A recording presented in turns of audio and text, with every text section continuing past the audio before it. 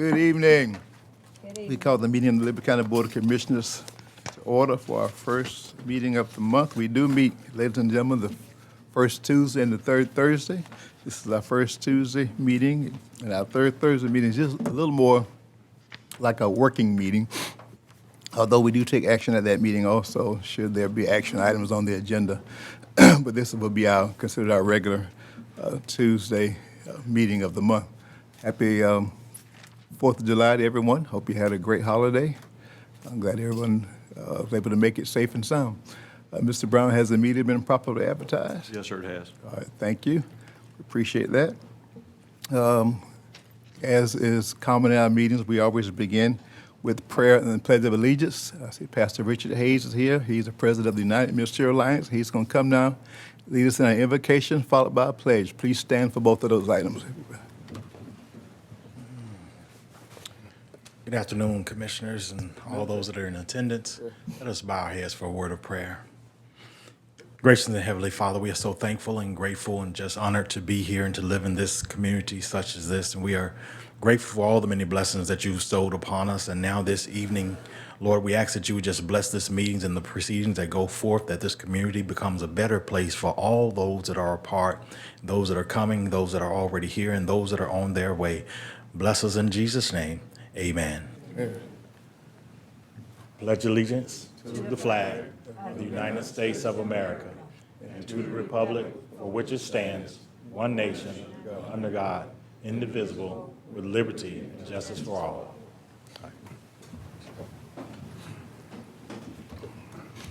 While I'm thinking about it, our hearts certainly go out to, is it Highland Park? I have it right? Highland Park, Illinois, where the tragedy happened. Here we are trying to celebrate America and all that it stands for, and tragedy happened. So we send our thoughts and prayers to that city and what that local government must be going through, because I can't imagine what we'd be dealing or how we'd be feeling here in Liberty County had that happen here. So we send our thoughts and prayers out to that community. All right. The agenda will require us to approve our minutes for the month of June. Second. Motion and second, we approve the June minutes. Any further discussion? All in favor, sign, raise your hand, please. Any opposed? All right. We caught a little glitch earlier. Listen, sometimes if I move a little fast and I forget to ask opposition, just remind me. We'll ask for that, you know. Yes, sir. Thank you. LCPC, Mr. Jeff Ricketson. We will need to go into public hearing, Mr. Chairman. All right, Chair, entertain a motion to go in public hearings or So moved, rezoning. Mr. Chair. Second? Second. Any further discussion? All in favor, show of hands, please. That is unanimous. In opposition? All right, thank you. Good evening, Hello, Chairman, sir. members of the board. How are you? Our first action tonight is a rezoning request that's been submitted to you by Travis Stringer, who represents the owner of this property, Laurel View Properties. It is a 436-acre piece of property that they would like. It's adjacent to the Trayport East Industrial Park. They'd like to request to rezone that property from its current zoning of A1 to I1. You can see here on the screen here, that's the tax map and parcel number associated with it. This proposed industrial tract would get all of its access from within Trayport East development off of it's actually not Old Sunbury Road, it's Sunbury Road that goes through the middle of Trayport East. So all the access would be internal to the county's Trayport East Industrial Park. This development, because of the size of it, was submitted to the CRC for review as a development of regional impact, as was the original submittal of Trayport East because of the size. And CRC concluded its process, review process on May the 5th. The overall development of this parcel is expected to be completed by 2027, so that's about 5 years. This is just the sign. It's on the curve going into Trayport. They're proposing to build a road off of here, going back into the property, and then there'll be a second entrance a little bit further down going into the property. But that's the sign on the property, and then there's the ad that we're required to do in the Coastal Courier. Project description. This is just something they submitted with the DRI. It's a expansion of Tradeport East Industrial Park. The project size is about 4 million square feet of building area. The project is located on parcel number 302001. It's about, it's off of Sunbury Road. The overall value of this project when it's completed would be $320 million, and it's estimated to generate about just under $4 million in annual tax revenues to Liberty County. And this is just a map showing the limits of the area that they're asking for. Again, Islands Highway, Sunbury Road going through Tradeport.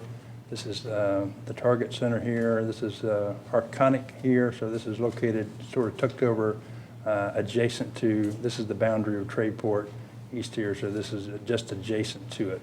And as you'll see from the next slide, they're proposing to develop this into 7 industrial tracts. And that's just a zoning map just showing the current zoning of the property with, again, the red is the boundary that they're proposing to rezone. And the gray here is the existing Tradeport East Industrial Park. And that's just a meets and bounds survey showing the area they want to rezone. And that's existing zoning, proposed zoning. And this is the concept that they'd like to develop. Again, as I told you earlier, right in the curve there, they want to build a road going back to access these 3 sites. And then a little bit further down, kind of in front of the tire rack, another road would go back here and access these 4 sites. The sites all vary in size from around 400,000 square feet up to 900,000 square feet. So it's a variety of buildings. I guess that's dependent upon the desires of the tenant. And this is just a flood map, just showing that there are some flood areas, some AE flood areas sort of in the middle of the site, but there's plenty of uplands on both ends of the property. And as you recall from looking at that concept plan, that's where they intend to focus the buildings. They're proposing this would be a predominantly warehousing type industrial use, so we don't anticipate any smoke, odor, toxic gases, glare, heat, sewage, and so forth. This is a letter of support from the Liberty County Development Authority saying that because of the success of the Tradeport East Industrial Park, there's a need for additional sites to make Liberty County continue to be attractive to new development. So they're throwing their support behind this project.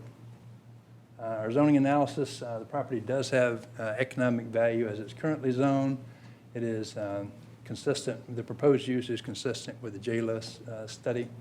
The property does not conform to the existing Liberty County Comprehensive Plan because at the time that we developed that plan, almost 10 years ago, this property was being used for forestry, and so it was reflected in the plan to be Ag A1 zoning. So it's not consistent with the comprehensive plan, but it is adjacent, as I'll say a little bit later on in the presentation, it is adjacent to the existing Tradeport East Industrial Park, so that's a mitigating factor. Item number 4, will there be an adverse effect on the value and usability of nearby properties? We pointed out there that no, the existing property that would, the only property that is not owned by this current applicant is the Tradeport East Industrial Park, which is all zoned industrial, which is what they're asking for. Number 5 is a proposed use and suitable in view of nearby uses, yes. Number 6, there would not be any undue burden on transportation or utilities in the area. Number 7, would this allow a short-term gain at the expense of our long-term goals? No. This would possibly cause a domino effect because there might be other properties that would want to get the industrial zoning as well. Are there unique historical sites that might be adversely affected? And we said our answer is no there. Number 10, as you saw on the map previous, some of this property is in the AE flood zone. Number 11, it's not spot zoning. Number 12, are there unique conditions that support approval or denial? And our comment there is that the property is adjacent to the county's existing Tradeport East Industrial Park. So Planning Commission heard this at their January 20th meeting, and they recommend approval with standard conditions. So I'll be glad to answer any questions that y'all have about this petition. Before we invite the petition up, any questions from Mr. Rickson? You want to wait till hear from the petition and then ask questions? Yes. Okay, all right. Yeah, Mr. Travis. Yes, sir.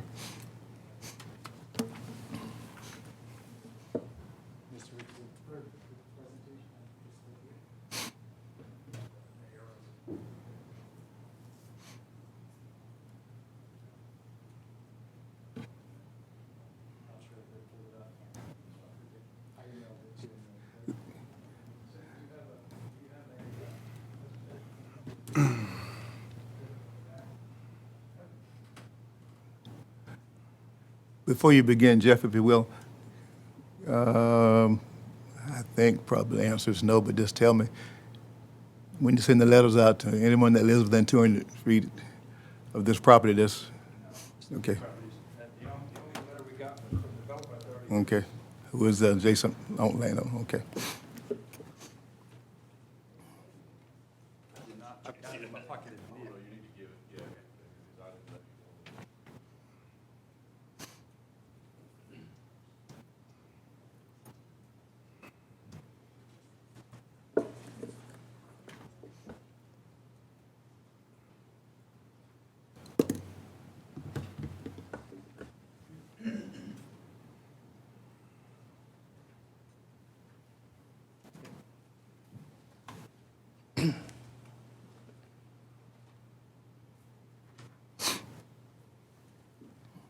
All right. Good evening, Mr. Chairman, Board of Commissioners. Hello, sir. My name's Travis Stringer. I'm with the Forum Group. We're a family business, third generation now, and for the past 20 years, we've been invested down here in Liberty County. First, want to show this exhibit, and we'll run into the project. I'll let our engineer kind of go more in the specifics, but I want to take the opportunity to show the initial acquisitions that, and ultimately the property that we have owned over the years. And back about 20 years ago, when we first started acquiring property in this area, we grew those assets to about 6,000 acres, which you see here. Originally, we purchased and operated as a timber operation and a forestry operation. But through that entire period of time, we had worked on multiple master plans and rezoning opportunities with both the Development Authority and the county. The first one, which was what you see in orange here, was property that we worked with and supported the Development Authority in acquiring at a discount and through financing to be able to start what is now Tradeport East and help to incentivize and bring job creation and business to the county. And that was one of the first steps as a part of our overall master plan here. Over the years, we rezoned portions along Islands Highway to commercial, which we now have about 200 acres zoned commercial between the north and southeast quadrant. A lot of that was done when the Gateway Overlay District was being put into place along Islands Highway there. And as everyone knows, we came back and rezoned recently portions here for industrial. The part in blue here is the acreage that we're looking to rezone currently. As you can see, and as it was mentioned, is it is connected or adjacent to Tradeport East, and our plan is for that connection to come straight to Sunbury Road versus our spine road that goes through the majority of the property. We've done our best to try and meet with neighbors, not necessarily adjacent. Obviously, there's not a ton of landowners directly adjacent to the property that we're planning to rezone here, but through this rezoning process and through planning commission and so forth, we've had opportunities to meet with residents of Colonel's Island and other areas who obviously access through Islands Highway here. Big portion of the comments obviously has been the overall development of industrial and adjacent properties and expansion of development. I wanted to identify this piece here was a portion that we had planned for future development, but had since last year sold to the Dorchester Hunting Club. The main reason of that transaction was preservation of the hunting club for many years to come. And although I know they do have some idea of trying to develop portions of it, the majority of this property will never be developed because it's utilized for the quail hunting that the hunting club does. And so point being that The extent of our planned development and expansion on the property that we have here actually ends at this boundary line and at the eastern portion of this property here that we're looking to rezone today. This next exhibit is to really give an idea and a picture. It's conceptual. So none of the adjacent property except for the commercial down here is actually rezoned. But it's to show that our intent is only to rezone these two pieces here for industrial that you see in gray. This portion was rezoned early in this year. The remaining portion of it and all the acreage adjacent to the marsh and river frontage, which is about, that inclusive of the commercials, about 1,050 acres remaining, is planned to be residential and commercial. We're still working on this master plan. We've talked with some of the residents about this plan. We've met with both the county administrator and others to get input on this. And we're opening to continue having those meetings to get further input on it. But the purpose of this exhibit is to show the extent of our industrial rezoning requests and show that the future plan of this property is to be residential and commercial, and that our eastern boundary is right here to the east. I'll transition now to our engineer to kind of dive into our project and talk more about the buildings, access, and so forth. Chair. Yes. Oh, he's coming. The engineer's coming. Yes, good evening. Chad Zitrow with Kernan Company. Here's part of this application. So a lot of this was covered in the staff report. Just wanted to clarify in regards to our particular project, which was identified as 4 million square feet and the 418 acres, is to be accessed via Sunbury Road. That'll be our only access out to Islands Highway. We won't have any access related to the development. We have obtained water and sewer commitments from the Liberty County Development Authority. They will own and operate that system. In addition to that, all of our buildings will be equipped with ESFR fire protection systems. So we will have those implemented into all of our properties. As Mr. Stringer's indicated, he does have plans for future development in regard to some residential commercial on the perimeters of this properties. We have gone ahead and incorporated buffers next to that in order to protect that for the future so that you can have a buffer in between the industrial and future residential development. The only other item I would like to take note of is we have kind of been in communication with Mr. Long, which is the county engineer, in regards to the Islands Highway Safety Improvement Plan. It is our understanding that this concept plan has kind of been presented to GDOT. It is proposed to be 4 lanes with a grass median on the interior. We have coordinated the access points, not so much as this one, as that Sunbury, road already exists, but we did kind of work together on the Dorchester Village Road intersection and where that is located at. The extent of this plan, as I understand it, will go from I-95 to Brigden Road. And it's currently been sent to DOT to kind of coordinate with, some potential funding mechanisms and things of that nature for those improvements. And I believe Mr. Long is here tonight. We're not involved directly, kind of indirectly, so if there's any points of clarification, you may want to ask him some further questions. But that's, what I have to kind of go over tonight. And Mr. Stringer, myself, will now take any questions you may have of the applicant. Okay. All right. Yes, sir. Can you go back to the slide that makes it a little bigger? I think once you talked about making some commercial development somewhere in here? Correct. Right here. Right on the front? Correct. On both the frontage here on the southeast quadrant, it's about 35 acres, and then on the north side here, there's about another 100 and 150.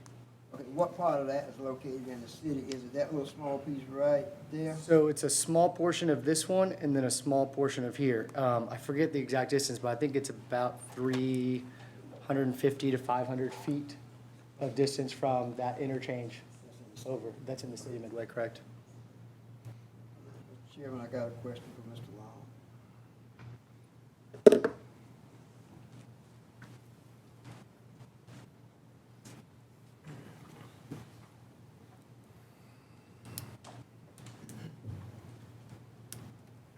Sir. Mr. Trent, we've talked about traffic. have we actually did a traffic study down there yet? We have done some traffic counts, and we have prepared the corridor study to go to DOT. We have not done like a formal traffic study based on these, but we can do that, and we can add that information to it. Now, one of the things that we were looking at, we did look at the counts and what the projected counts were for the trucks coming up and down that road. And that's one reason that we went with the 4 lanes safety section that we did, because currently, with just a few of the things that are in the industrial park now, we wouldn't push the threshold to get up to the 4 lane. But with the addition of these, with this current rezoning application and the one that was done last month, it'll push us over the threshold for the truck traffic to warrant the 4 lanes. With this, how would this project, the 4-lane, the overpass, how would these projects line up with completion to help take care of that traffic? That's a good question, how to make that happen. And that's all really a function of funding. Because, we have the corridor study that goes from Charlie Butler Road to I-95, and then the Islands Highway Safety, which is from I-95 to just past Brigden Road. So what we're doing is we have been working with DOT to identify funding mechanisms for all 3 of those phases. Now, obviously, the heavier lift on that is the interchange at I-95, because there's going to be a pretty good-sized bridge that goes there, and you've got to change the way the access works. So they are looking at that. We have presented it to our board member for DOT and to the district engineer. And I think before too long, we'll probably end up with a trip up to Atlanta to talk to the commissioner to see how we can make these run together, if we can make funding come together for it. So, yes, sir, your question is a great question as far as timing goes and being able to make them come out exactly at the same time, but we can get through. So, what I'm hearing you saying that this project pretty well will be funded by DOT? So the Islands Highway and the 84 corridor study, we're gonna have to get some funding from DOT, because the funding for that's just gonna be greater than what we can bear with our T-Splosh and our special local option and sales tax. So we will need some other funding to be able to push this through. I want to make sure I get all these questions asked. Will all of it come from DOT or other source? We'll have to have some skin in the game. So, that could be as far as some of our PE studies and getting things ready. So it could take the shape of several different things. So, but yes, we'll have to have some skin in the game on it. What about some money coming from the industrial authority? That's a possibility as well. So, but we have to kind of go through the development authority to see what's available there as well. They got enough money to help out. But I mean, honestly, this project is outside of the industrial authority, correct? Yeah, this is on the back side of the Trayport East. What about fire service? Ask me that again, I'm sorry. What about fire service? Fire service? Okay, fire service for this one will come from the Islands Highway Fire Station. And also has some serviceability from Midway, but Mr. Chairman, Mr. Brown, keep in mind, the more we add on to fire service, we are putting an overburden on the Liberty County Fire Service for the size that they are. That means it's a great possibility that homeowners in that area, they could see an increase in the ISO rating, which would mean a much more higher premium that they would have to pay. So we need to take all of this in consideration. yes, sir. Did I lose anybody with that? You lost me with that. Huh? I hadn't heard that before. Well, it's true. Yeah. You're adding more load to the fire service. Is your mic on? I don't think it's Is your microphone on? No, it's not, I don't think. Yeah, so what he's talking about is the ISO rating. Now, what'll happen is they'll extend the Liberty County Development Authority water system out there. So there'll be fire protection as far as fire flows available and availability to fight fire. Now, what he's talking about is the demand on the personnel for the fire department and how that all plays into the development of the ISO rating. So, there's several factors that you got to look at when you're doing that. And we just went through an ISO rating, so it'd be a little while before that happens, everybody. Did I answer that okay? I think so. Mr. Chairman, Yes, sir. I want to talk to, kind of hard to see those fellows back there. I don't know, did they sit down or leave? Oh, there they are. It's a glare. Your project there you're talking about, that it looks like it's going to be on the northbound side of I-95, right up there. Do you think there's any possible way that we can divert traffic onto the northbound side out of that park? I know you talked about having a residential area there, but would that be something that you would entertain and look into with our county engineer and the state and the federal government? Because not only is the traffic issue on Islands Highway has started years ago. There's one way in and one way out. And we've all talked about that, and nothing's been done. But that would help alleviate the traffic that would go out of the park and the residential section if you ever develop that. But that would also keep trucks from coming out. Now, I don't know how many trucks enter and exit there. I have no idea. But they would come out and then, go to the overpass and go down north or south. But I'm thinking that the product that's there may go to the port, may go to 16 and go north. But I mean, that's just something I was guessing. I don't know any bit of that to be, any truth to it. But it would look like up there in that corner, just about where the green. Up here? Yeah, maybe back down because of the distance between there and, not to the Jericho River, but I think you could probably, just for the satisfaction of the people at the coast, if you have any type of a weather issue, there's no way to leave. And I'm just asking you in your plans if you can, with what you're talking about there, you wouldn't mind calling our congressman and asking him, would he help you? Not at all. We are very open to working with both the county, the development authority, and the county engineer with regards to how traffic flows for both this development and this development can be put together. If there's an opportunity that presents itself to do that, we're very much open and want to stay in the conversation to help with that. Thank you. Mr. Chairman, I wasn't quite finished. I thought the mic was on. Can you hear me? Yes, sir. Right there in that grade, that went to the hunting club? Correct. So is that an indication that they won't be no more industries probably beyond where you're looking at now? Correct. Okay. The intent of our transaction with them was the preservation of the hunting club.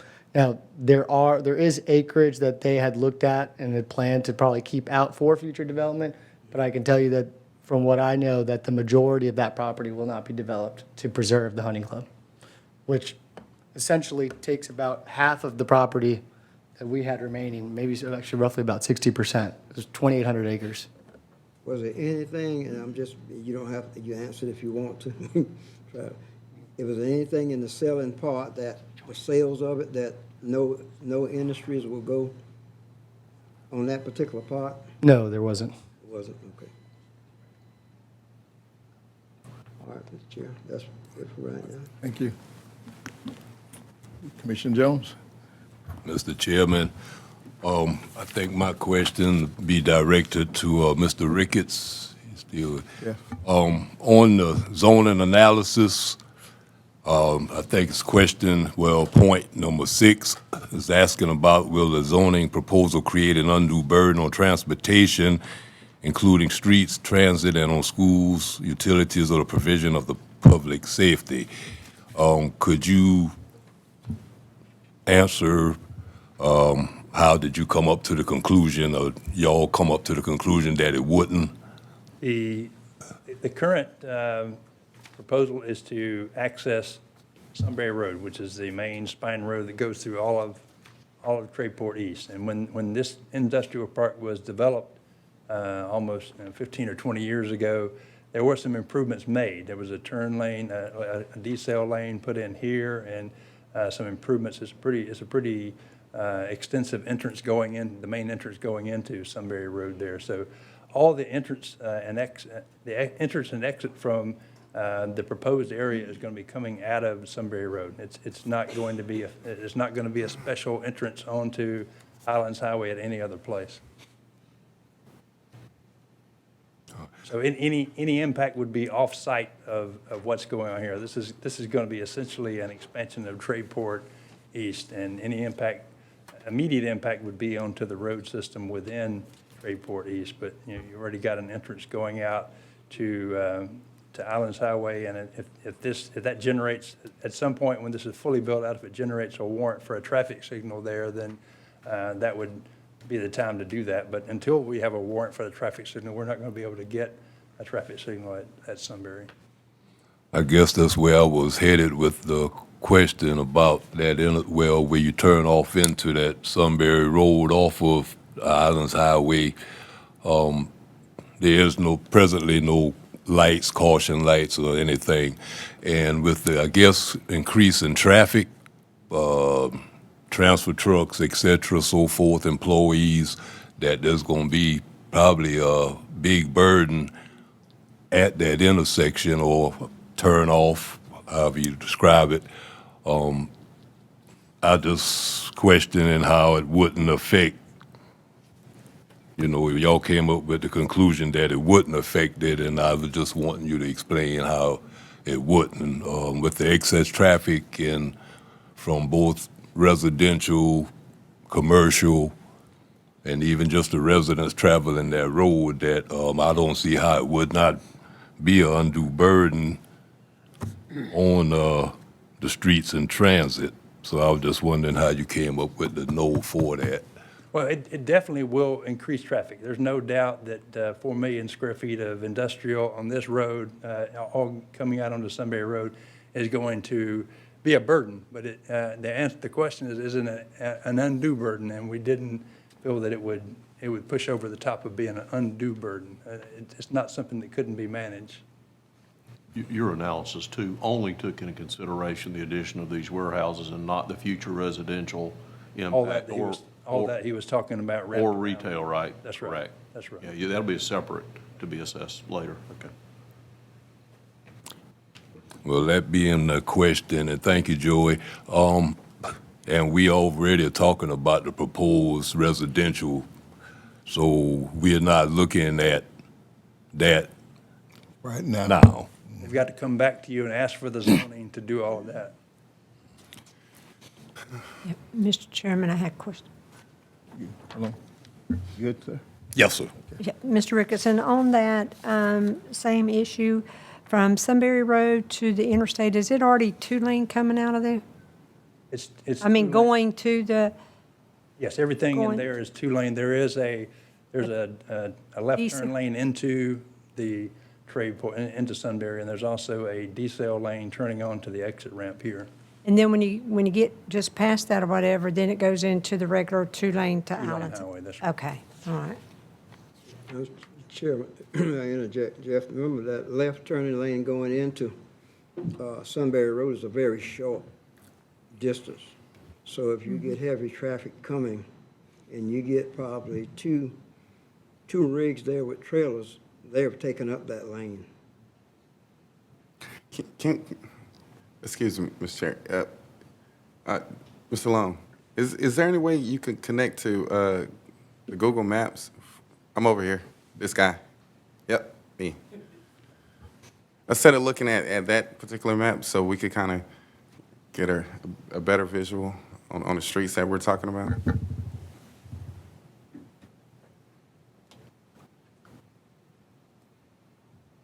Look at technology.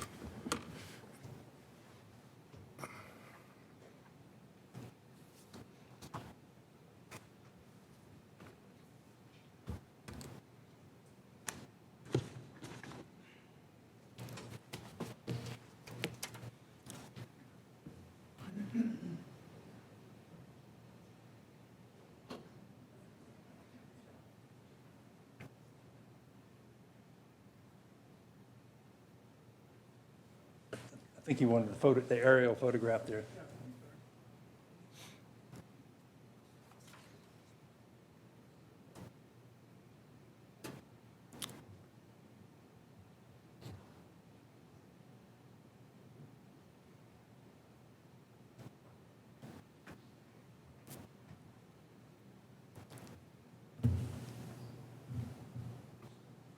Fred, you trying to see the striping on the road? Absolutely. Yeah.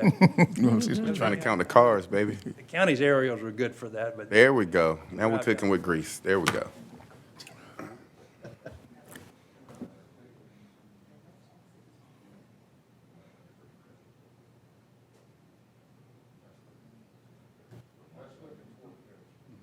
Come back up.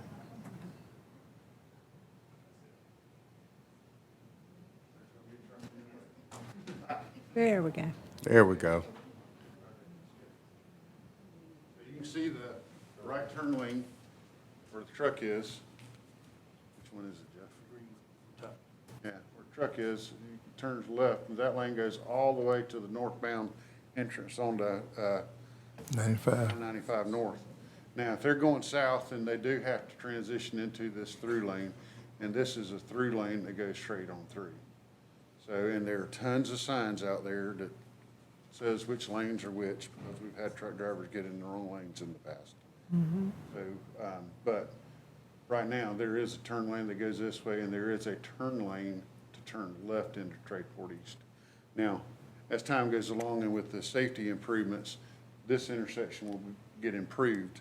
There'll be a longer queue line to turn left. We'll have to go through the intersection control evaluations with DOT to make sure we have everything correct when we do the safety improvements.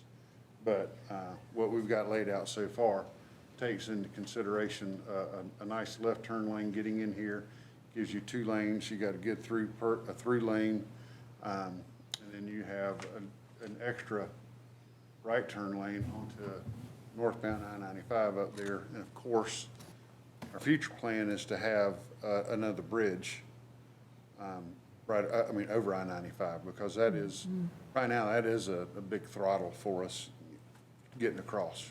How about lighting? There are lights at the intersection, but there'll need to be more lighting, and there is some lighting at this intersection. You can see a light pole there. Right. I guess I'm talking more about Allen's Highway. Highway. Right. So we can look at adding lighting down Islands Highway with the safety improvements, or whatever you guys would like us to look at. We can certainly look at those items. But no traffic light. Not right now. That's where I've got really a sore issue at, right? It doesn't qualify, didn't it? I know, Mr. Chairman, but Yeah. what I'm saying is, what does it take qualifying? Somebody getting killed? Well, now we have rules and regulations that we don't create. That it doesn't qualify now, but with the addition, if I heard you correctly, of the other properties in the rear, then that would put us over the threshold for a traffic signal. it's not on the state system. I know in the state system, you have to meet warrants, so I'll just let you put the traffic light wherever you want. Exactly. Well, especially since we're looking for DOT funds, yeah, we'll have to. They have to go by DOT rules, yeah. Yeah. Mr. Chair, I have a few questions. I guess the first one for Mr. Ricketson. Hey, how you doing? I know we discussed about the comprehensive plan for Liberty County, and we'd updated. And you were saying the last time we updated was what year? You remember? It was adopted in 2016, so we worked on Okay. 14 and 15. All right. And with that plan, normally it's for 10 years, correct? That's right. All right.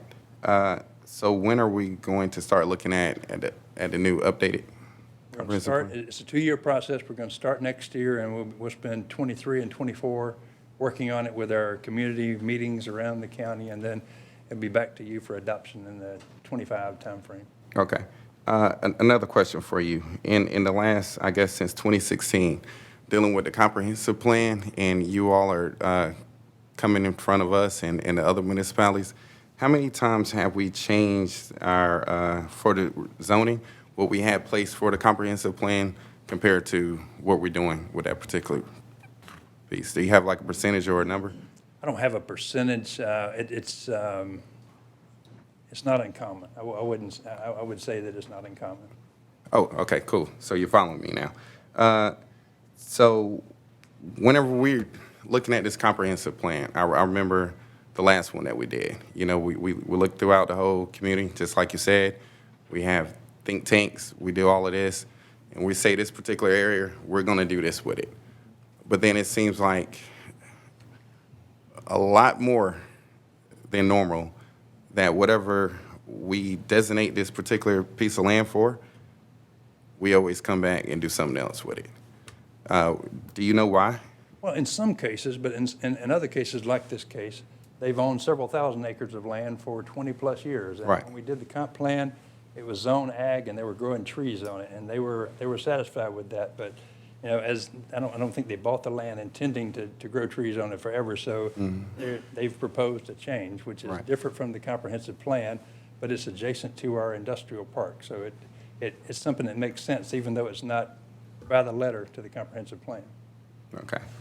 All right. And then also in the, when it talks about the project description, it talks about the Tradeport East expansion.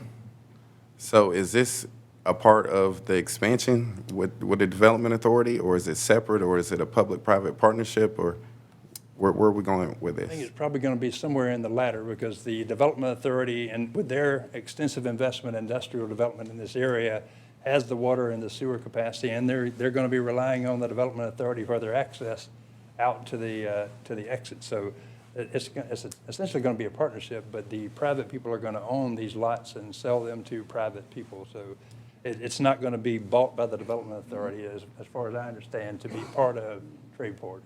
Right. But it will be. I guess that was a question for you, huh? Yeah, please. So it's an expansion from a sense that it's expanding on Tradeport East. But from an ownership standpoint, it's privately owned. It's not owned with the Development Authority. It's owned separately from the Development Authority.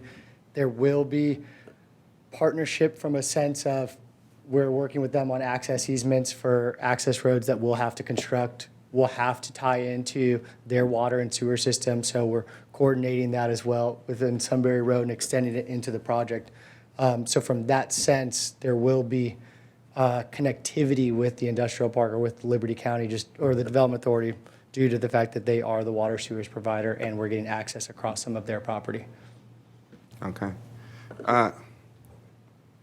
Oh, yeah, I got a list, but you go ahead. Another question. I know a lot of times when we discuss real estate, we talk about the highest and best use. I do have a concern about our exits, our 2 exits in Liberty County, and making sure that that we have a great mixture from industrial, residential, and of course, you all know where I stand at with an entertainment standpoint as well. I just want to make sure that we don't oversaturate that particular area of 95, because, you know, the highest and best use for that, I understand from a business standpoint, and I'm a businessman as well. I understand the industrial side and all of that, but I'm just talking about the highest and best use of those properties down 95. And that's something that I really want us to make sure that we discuss and in depth whenever we talk about this new comprehensive plan, and make sure that we look down the road 10 years. You know, and like you said, it have trees here today, but let's look and make sure that we strategically plan for an investment, 10, 20, 30 years down the line in Liberty County. And with that being said, with that partnership, so how would the taxes work with that? Will that be taxed under the Development Authority? Private project, Okay, I was just trying to get clarification Private with that, project. Mr. Chair. nothing to do with Liberty County Development Authority, it's a private project. Okay, right, I was just looking in here. Well, thank you for asking. so I Right, can I just make want that to get clear. clarification, Mr. because, Stringer working with clients, if I may use that word. Okay. And whatever they work out, there's nothing to do with Liberty County Development Authority. okay. So, with that being said, do the Development Authority have any space, square footage wise for industry like what they're providing? No, Okay, not in Shreveport East, no. okay, No. right.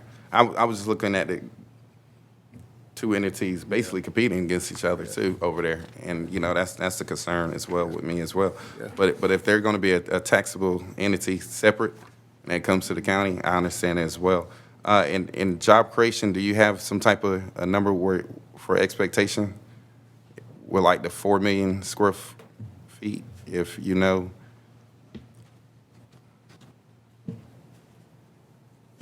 We don't have exact numbers, but just from our past experience in building, it also depends on the tenant. So we're obviously focused on getting large job creators, but I mean, you could look at probably 1,000 employees from a 4 million square feet. All right. And that's roughly about 250 to 300, per million square feet. Okay. Could be more, though. There's, users that we've talked to that were looking for 1 million square feet that hire 300 off, at the beginning and expand to 500, 600. So it's kind of on a case by case, but I think that's a good assumption. Okay. Thank you, sir. Jeff, I'm gonna ask you a question. And I heard Commissioner Frazier talking about the comprehensive plan. What if we go and look at putting a moratorium on doing anything else until we do some serious planning for Liberty County, not only that area, but at least for Liberty County? What is your perception on that? That means that we'll have a chance to do infrastructure and everything else, put it in place, and designate certain land, saying what cannot possibly go here. We can't go any further down this road to do anything industry is. Have your board, would you take that back to your board and consider it? You want a recommendation from them about that? Or would that, Mr. Brown, would that have to come from this Board of Commissioners to them, or what? I think it'd be a request, and follow the chairman's guidance here, but I think it would be a request from this board, for that board to consider it, but ultimately it'd be this board's decision to look possibly at economic impacts for putting a development moratorium on, whether that would be on industrial land or residential land for other rezonings that come up that may have traffic impacts. Be a lot to consider, but ultimately up to this board to decide whether to do that or not. And Mr. Chair, I understand with our comprehensive plan that, every time we do it, that, we try to think 10 years out. But with the amount of petitions that have been coming across our desk, I would like to see us consider, looking at our comprehensive plan a little bit earlier. Okay.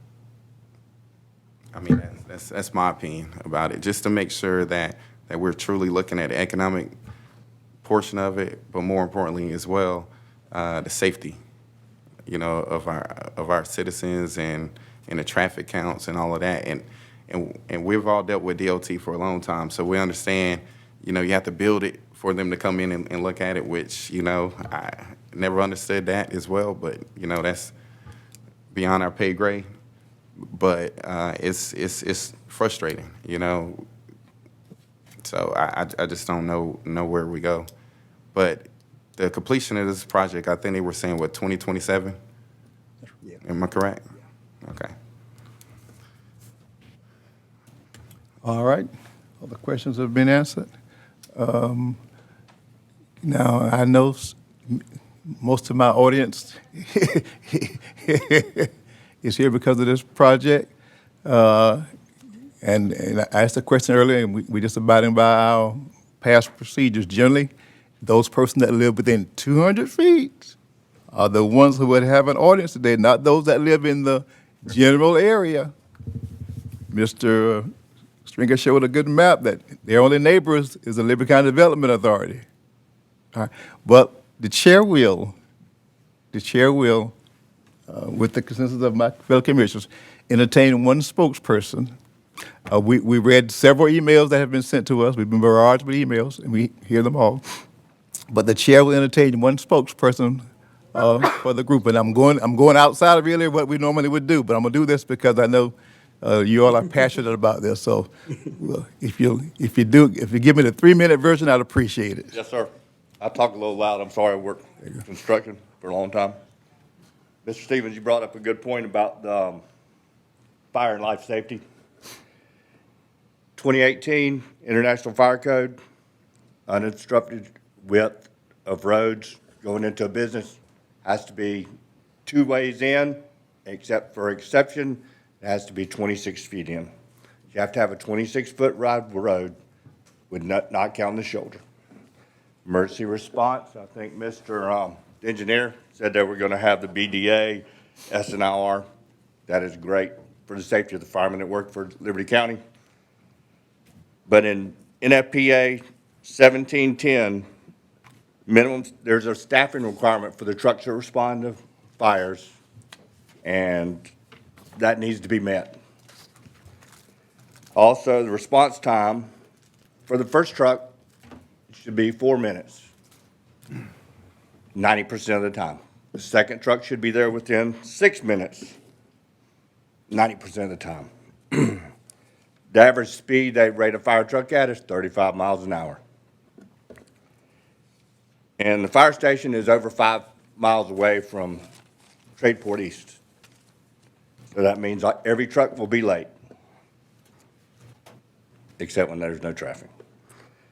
What makes us considered that this also, all those things put together makes us considered unrecognized, that we have unrecognized protection for all those warehouses. The building exceeds 30, if the building exceeds 30 feet in elevation, you're supposed to have a ladder truck, a quint truck, and that's supposed to be there within 6 minutes of the call. Tradeport appears to be in violation of both codes in some form or other. In conclusion, due to the failure to meet minimum codes, a national code, Liberty County is putting employees, firemen, first responders, and the community at risk. And that was about 15 minutes in my truck today that I pulled those codes up. I'm sure you can talk to the fire marshal. I'm sure he wouldn't mind having a new ladder truck to go to his armoire stuff. But there are a lot of things to consider, not just the traffic, but the safety of the residents. So the fire station needs to be closer. The new one they're putting up down on the other side of the highway is greater than 5 miles away also. So there's nobody that can respond. And I don't think Liberty County has a ladder truck. I can't speak for the fire marshal. Okay, Any sir. questions? Yeah, give your name for the record. Did I miss that? Did you give a name for the record, please, sir? David Kay. David. I know that name. Right. You know another David Kay. Okay. All right, thank you, sir. Yes, sir. Either, and I'm not sure, none of us are experts on that here, and Brian, our fire chief is not here. I don't know, Mr. Brown or Trina, whoever wants to, I won't put anybody on the spot. I wouldn't address all those, except it's Yeah. not up to the trade port to meet those, it's up to the county to meet those. Okay. So Tradeport has no obligation there. It's the county that has an obligation. And it is good that we finally do have a manned fire station on that side, because that y'all been working on very hard, so. Okay. All right. Thank you, sir. Thank you, sir. All right. We've heard a good bit of discussion, and once again, we got a good bit of emails.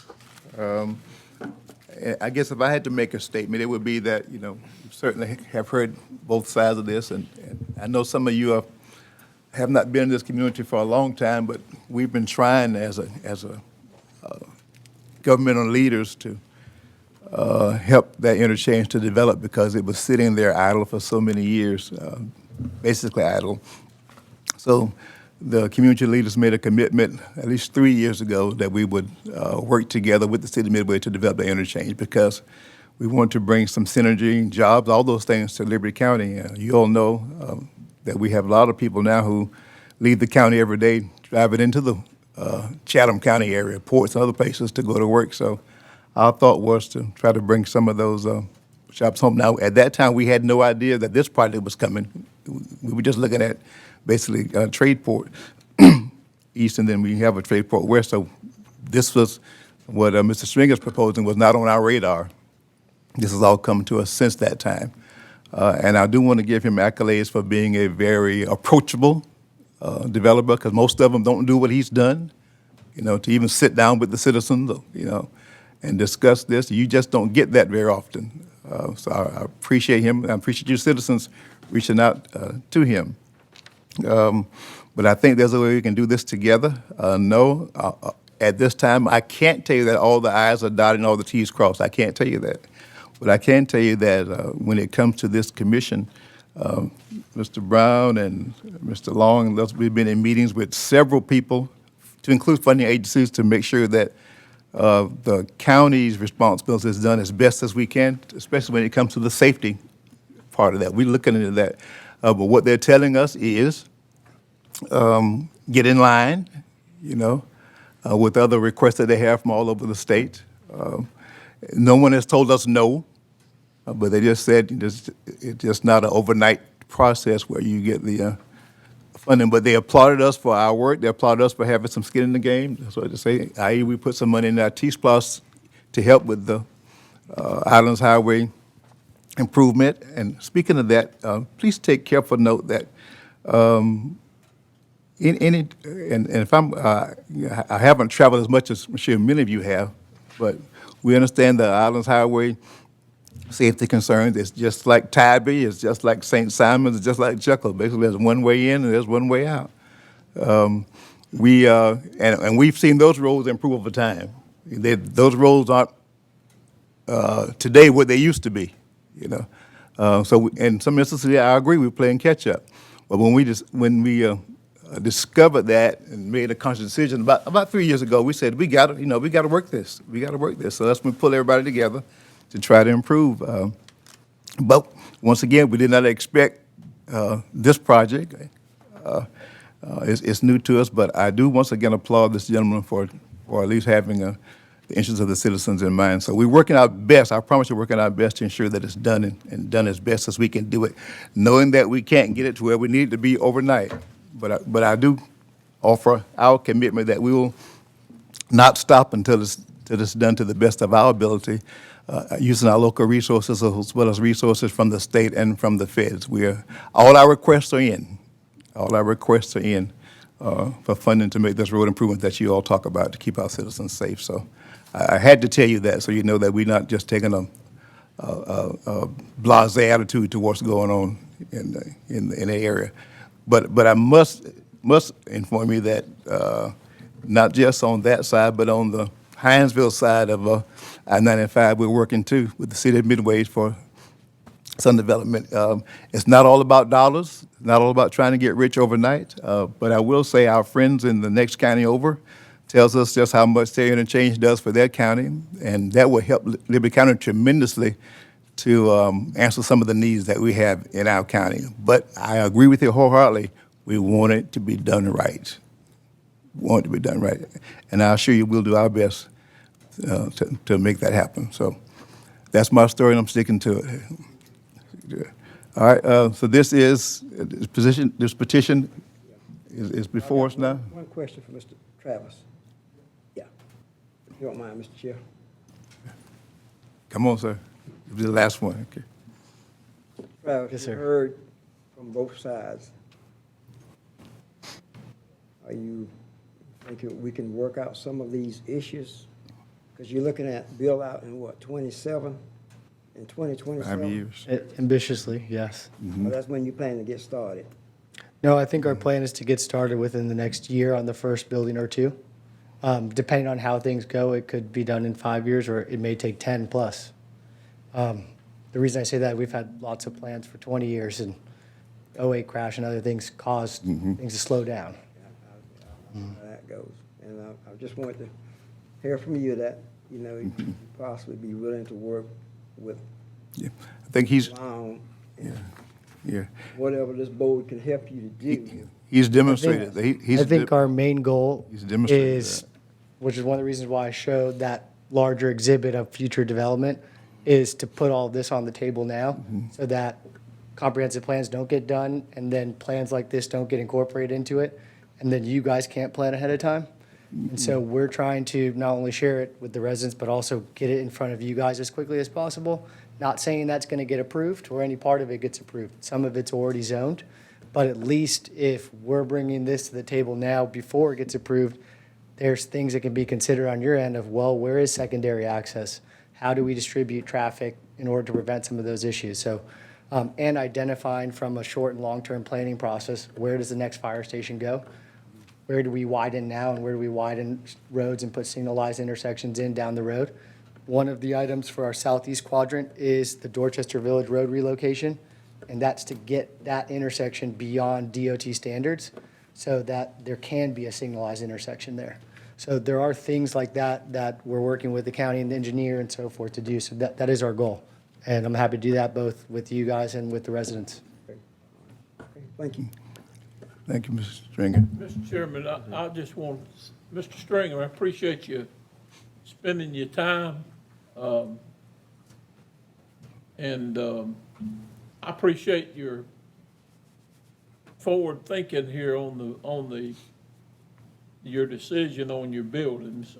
We've got 3 people sitting up here that worked in a paper mill for 40-something. Well, I know Commissioner Jones and Commissioner Stevens, they worked in a paper mill where you smelt whatever all the time. And I mean, what you're saying down there, there's not gonna be any I showed up.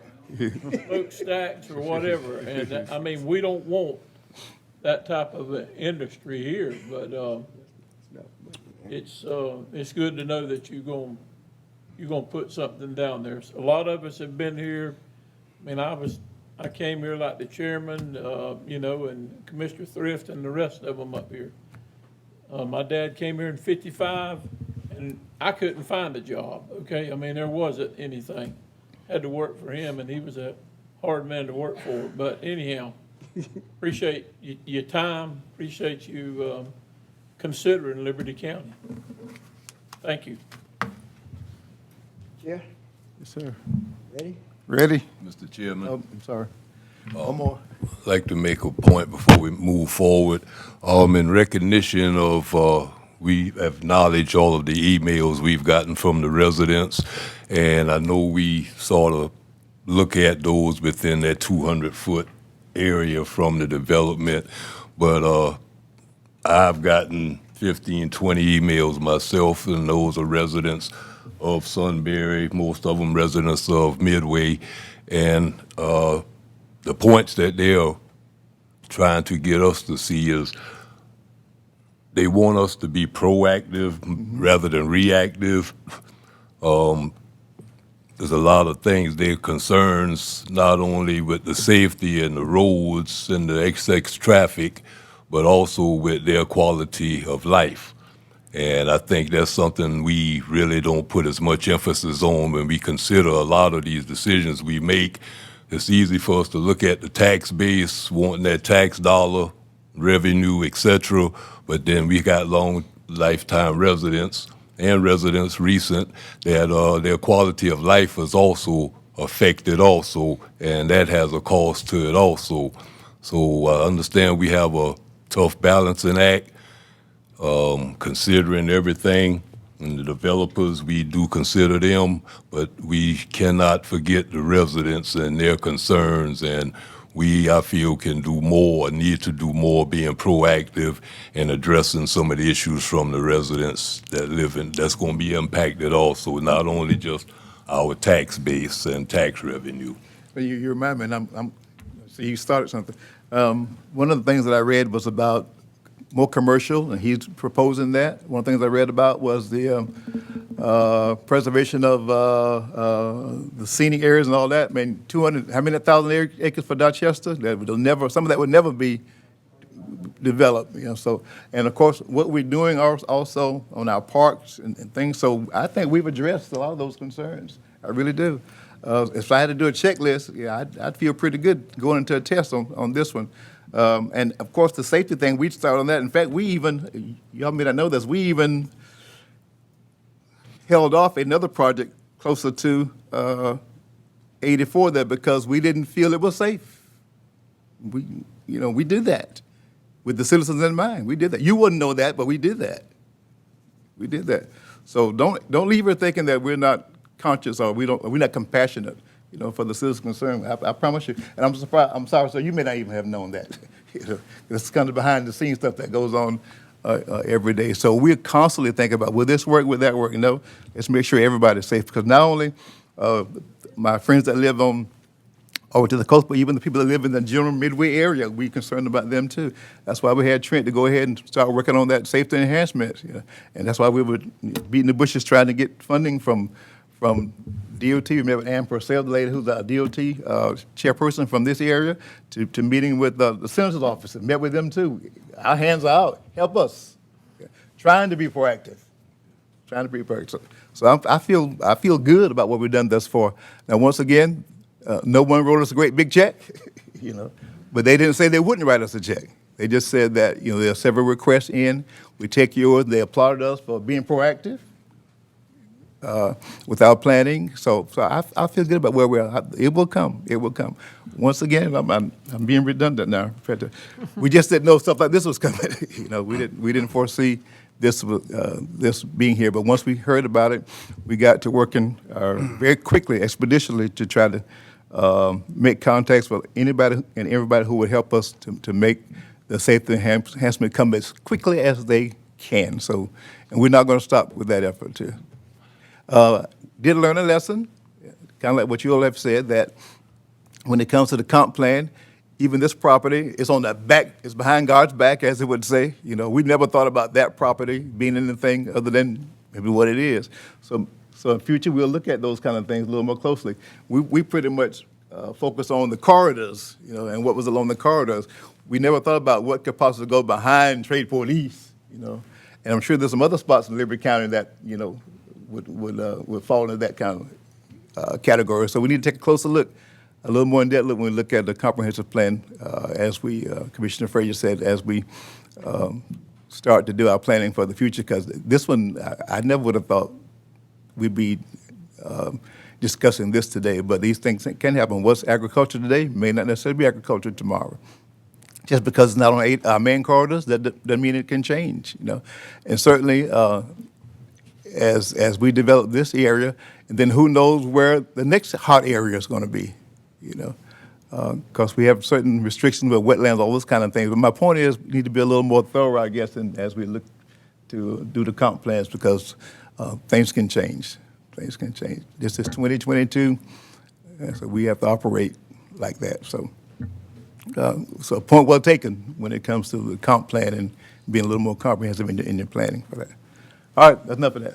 All right, Mr. Chair, I want to say thanks to everyone who sent letters. Some say they got 50, and I think I got a total of 28. But it was good. It was good email, and I appreciate the communication. And everything has been taken in consideration. For this board, we've heard from Mr. Travis what he's said he will do, and the build-out will probably be 27, am I correct?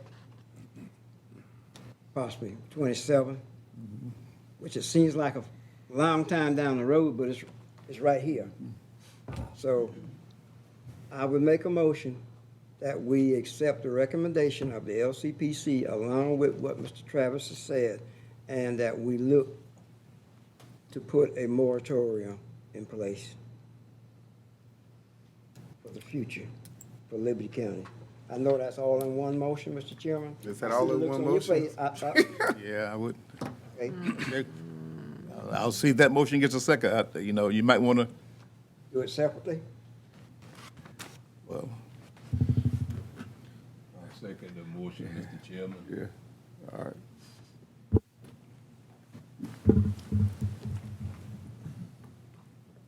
All right, it's on you, Mr. Chair. All right. I got a second. I heard it, you heard it. As soon as you heard the motion. I'm not for putting a moratorium. I want to make sure everybody heard the motion. Yeah, we, Do Okay. we want to thought make we it were just acting separately, on or this. do we want to, Well- Mr. Brown, what's the best way to go about that? Well, now either, never mind, I was on, go through So you got a six. motion on the floor. We got a It's already on the floor, so I can wait a minute, I can rescind my. You can. My motion. You can, even after having a second, you Yes, sir, can. you Do a can. motion to Oh. rescind. Under Robert's rule, you can. here we go. So I rescind the motion, and I make a motion that we follow the recommendation of the LCPC. Is there a second to that? Second. All right. Any further discussion? Oh, man. All in favor, by show of hands, please. Approved, okay. All right, motion passes unanimously. Thank you. All right. Thank you, sir. All right. Good. All right. Mr. Chairman, I only have 4 more for you.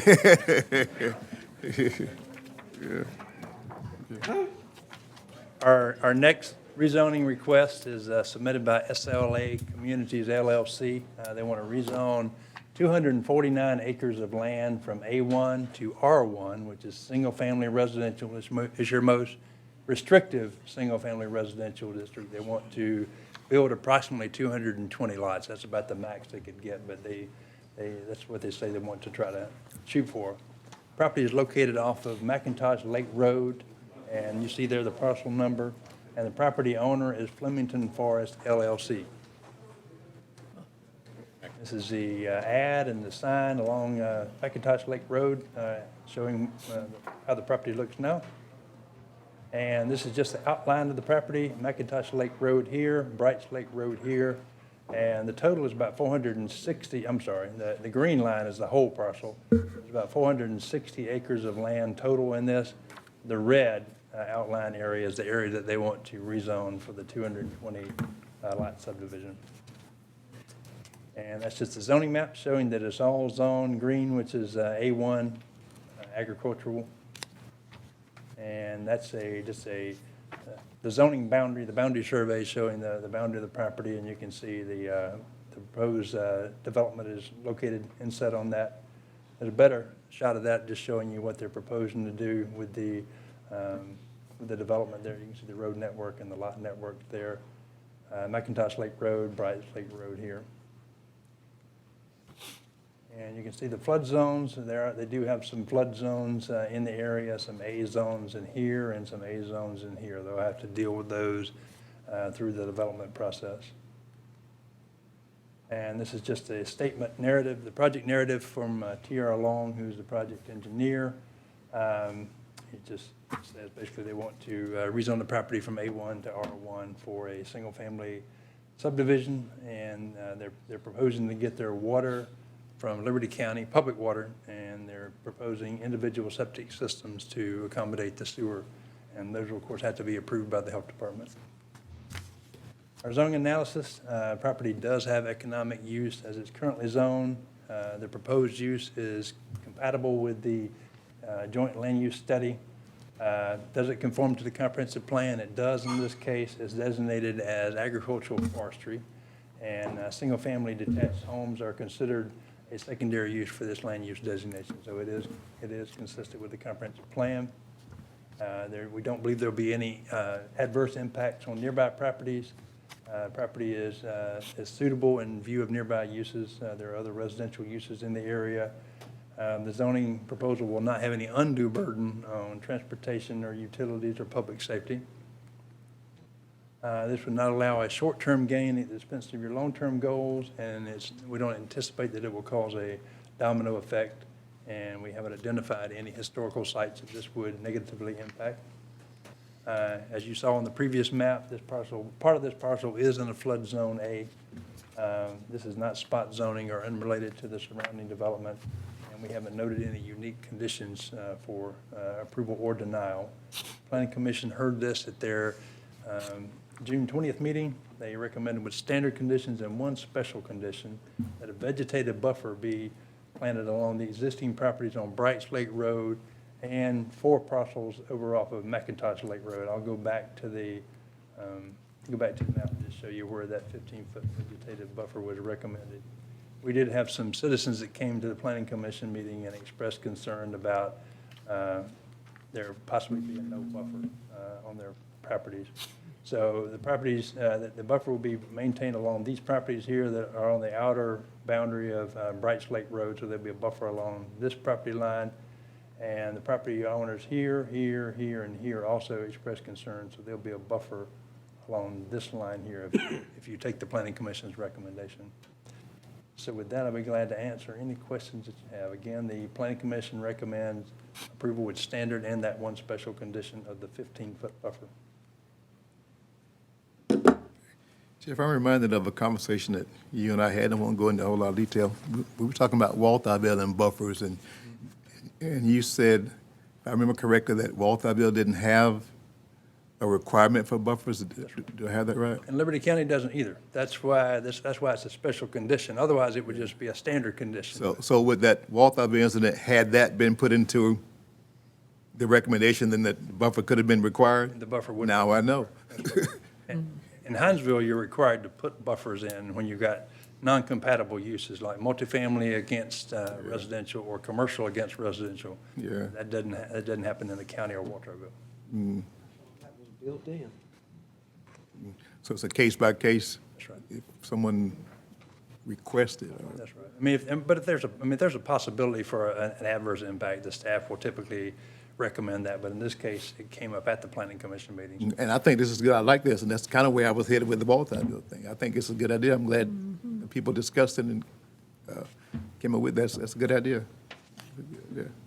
Okay. All right. I'm educated. So how do we turn that from a special condition to a standard? Well, in this case, it's really, even Hinesville wouldn't cover this because you're buffering a single-family lot, that what's being proposed is single-family, and what's there on Brights Lake is single-family. Single-family. So we don't normally require buffers between one and another, but as you saw on Brights Lake, those lots are fairly big, and the lots across the fence on this new development are going to be smaller, so you might have 2 or 3 neighbors across your back. Yeah, yeah. The buffer there is to just kind of, just Yep. help to insulate, more dense Have development. to maintain that rural feel, that kind of rural feel, yeah. Right. Yeah, yeah. Make you don't feel so encroached upon, yeah. All right, this is District 1? No, it's, Oh, I inherited it. well now, let's see how this works, sir. Hey, Mr. Chairman, he got a road that I paved. Gary, that he paved? He called me every other day to come down there and check that road for him. Commissioner Walden, I did. what's your pleasure, sir? I wanted to ask a Some question questions, I'm here. Trent, the cemetery's been identified. Okay, will that be a cul-de-sac there in that corner? Or is it gonna go to McIntosh Lake Road and then go back into the subdivision? Well, I'll get there. Okay, anyhow. So the cemetery is somewhere right in this area here. Where's McIntosh Lake Road at? McIntosh Lake Road is this Right there, go ahead, all the way down. dirt, and it goes up there. Okay, no, but I'm talking about when we get to that cemetery, if you go here, I've never been there. and somewhere in Yeah, there, right in here is go where the here and little make a drive is. left and go out to that cemetery. Yes, sir. We'll make sure that we have access to the What cemetery. cemetery is that, sir? And What cemetery is that? I don't know, but Pastor Kinley, Bobby Kinley, Uh-huh. Is it, gonna be a cul-de-sac there, or is it just gonna be a three-way stop? So right here, this arrangement may change right there. And provide access to the cemetery. This is a project we started back in 2009. The owner right now is Richard McKenna, and Lamar Smith Homes are the ones that are looking at doing it. In our conversations with Lamar Smith Homes, they're thinking that this may end up being an estate-sized lot for somebody instead of a bunch of little lots, but provide access to the cemetery that's in that area so that we can do that. So when we get to preliminary plat, you guys will be able to see it again, and I'll be able to show you exactly where the cemetery is and that we have provided access to. Please do. I wouldn't want to do anything differently. Sir? Wouldn't want to do anything adversely to access to the cemetery. Oh, well, that's, and not having good access to cemetery is not good for selling homes either. Yeah. So Well, now, you gonna have it we on the found that out right-hand in a side couple of other places. McIntosh Lake Road and the left-hand side? So this is McIntosh Lake Road now. That's where the road is along that road. So they'll have to do a few improvements. I mean, they'll have to pave McIntosh Lake Road through the part that they're going to develop. So all the drainage, all the improvements will be made along that road. Although it's a county road, additional right-of-way will be granted so that it's a full 60-foot right-of-way. And then you'll have development off of both sides of the road. Mr. Long, where's didn't we, board members, didn't we approve a piece of property down there by the Peacock Canal a couple of years ago? Is that piece of Yeah. property right there? It's this piece right here, Okay, a little triangle piece, and it never really went forward. And it's got it's cut up with wetlands, and it's got some real issues on it. okay. Matter of fact, at one time, this remember was that. originally called Flemington Forest. And it may end up becoming Flemington Forest again, and we were gonna try to do a PUD. Some, I remember that. interesting things, and we tried to get sewer, where we were gonna take sewer all the way back to the city of Hinesville. And, that didn't work out very well, and, then at one point, we were gonna look at doing our own wastewater treatment facility, which would be back here. And, the expense and the soil types just were not as good as we would like to be able to do that.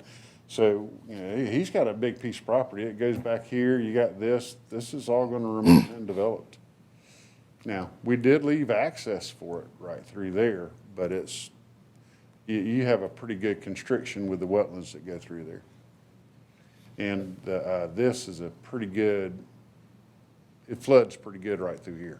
And that's Warehouser, No, the this is top. not Warehouser. the top portion that you was just pointing in the green. Yeah, no, that's wetlands. All right, how about the block of woods there? Who owns it? Own Right up, here? yeah, Right there? all of it. Yeah, all of it. It's still owned by Richard McKenna.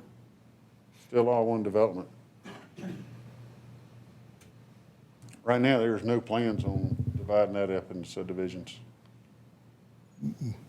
You even got another piece that's way up here that you can't see, that you can't get to. All right, so what we're looking at then is the road you're talking about going in McIntosh Lake Road. That's gonna be a part of the subdivision, so that'll be paved? Yes, sir. Okay. Good. And then it'll come all the way back around somewhere in there. I thought I saw Melissa in here. Yes, she is. Okay. Where's, is that yours right there? Yes. Okay.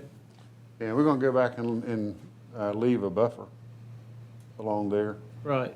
so we can make sure that they're, now we're calling it a vegetative buffer, not necessarily undisturbed, because some of the trees are down, and we want to go ahead and go back and make it a vegetative buffer where it looks normal and looks good instead of being Yeah.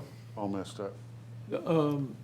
Now, the one thing that I wanted to know is I don't want us to get the cart in front of the horse here, because we're thinking about water.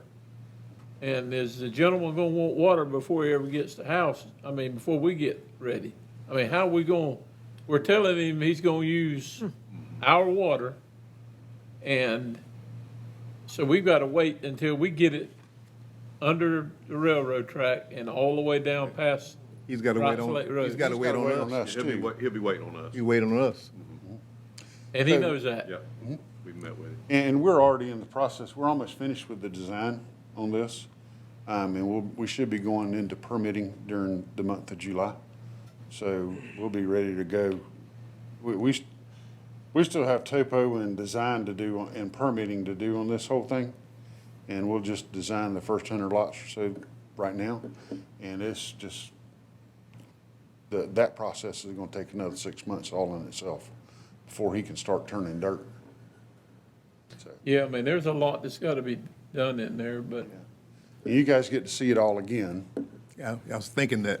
well, I mean, I understand. I thought it was zoned before, when McKenna had it.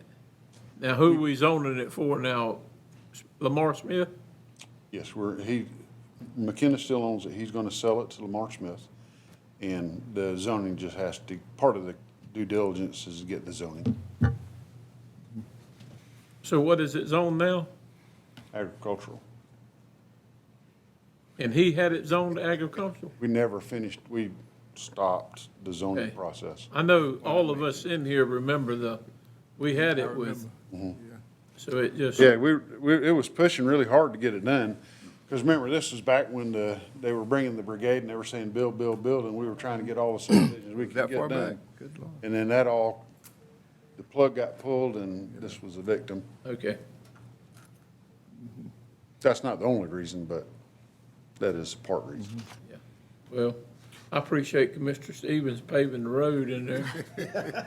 I got that part done, Then they will pay the other part. and they'll pay their part. You ready, Mr. Chairman? Well, let's be fair, I've had I don't plenty see of any time to opposition, read that. any opposition to the rezoning? All right. Reggie, sir. Yes, I make a motion that we move forward with it, Mr. Chairman. Okay, second? Second. Motion second, we move forward with the rezoning permission as presented by LCP. Any further discussion? All in favor, show of hands, please. All right, pass unanimously. I'm looking good now. Yeah, we gotta get caught up. Yeah, we do. All right, Mr. Only 3 more now. You can come out of, public hearing. We done with rezoning? All right, motion to come out of, okay, second? Second. All in favor, raise your hand, show of hands. All right, back in the regular session. Thank you, Ms. Brown. Okay, Mr. Chairman, members of the board, we have, our next item is a conditional use request for a solar field. Ms. Diana Casija is working with Coastal Solar and is interested in putting a solar energy system, backyard solar energy system at her property, at her residence at 150 Harris Avenue. It's a pretty big piece of property. It's got 66 acres of land, and you see the parcel number there. As you're aware, a conditional use permit is required for all ground-mounted solar energy systems, so that's why they're here, regardless of what the zoning is. This is going to be a 9.62 kilowatt, and it's going to be 484 square feet. So it's going to be about 44 feet long and about 11 feet wide. So it's kind of a rectangular shaped solar array. Property is located in an AE zone, which is in the floodplain. It also contains some wetlands. This is just on Highway 196 there, or actually it's on 84 before you get to 196. It's on the side of the road there. Coastal Courier ad, and you can see 84, 196 there. There's a driveway that kind of comes in off there before you get to the traffic light there at Leroy Cofer and goes down into there. That's the location of where the solar energy system will be, and the house is very close right up here, so that'll serve the house. And this is just a picture of the zoning map. The whole parcel is zone AR1. And that's just a sketch that was provided by Coastal Solar. There's the array again, and the house is here. Existing house panel is right there. And that's just a sketch of the solar plan. Like I said, it's 11 feet wide and 44 feet long. And just another picture showing what it's going to look like. This is the affidavit that the county requires saying that in the event or at such time as this property is no longer functional, they will decommission the solar field and take it away. Things that we consider on conditional uses, we've determined that there aren't any adverse effects to neighboring properties, as you might imagine for such a big piece of property as this. We haven't identified any physical or environmental detriments. The solar panel area is small and should not have a noticeable impact on the floodplain. Buffer zones, a 15-foot vegetative buffer shall remain, and there aren't any, we said non-applicable for any additional space required for parking, landscaping, building, loading zones, because this is a residential application. So Planning Commission heard this on June 20th, and they recommend approval with standard and special condition, and the special condition is to maintain that 15-foot vegetative buffer, which again, is not going to be a problem on this bigger property. Yes, it's on 60 acres. All right, glad to answer any questions that you have. Acclimate me now, District Wise. I'm across from St. Peter's Church. Who's, Sir? It's me. it's you? All right, So, back to him. Yeah, we're moving on up the road there. We'll catch him right on before he gets to Midway.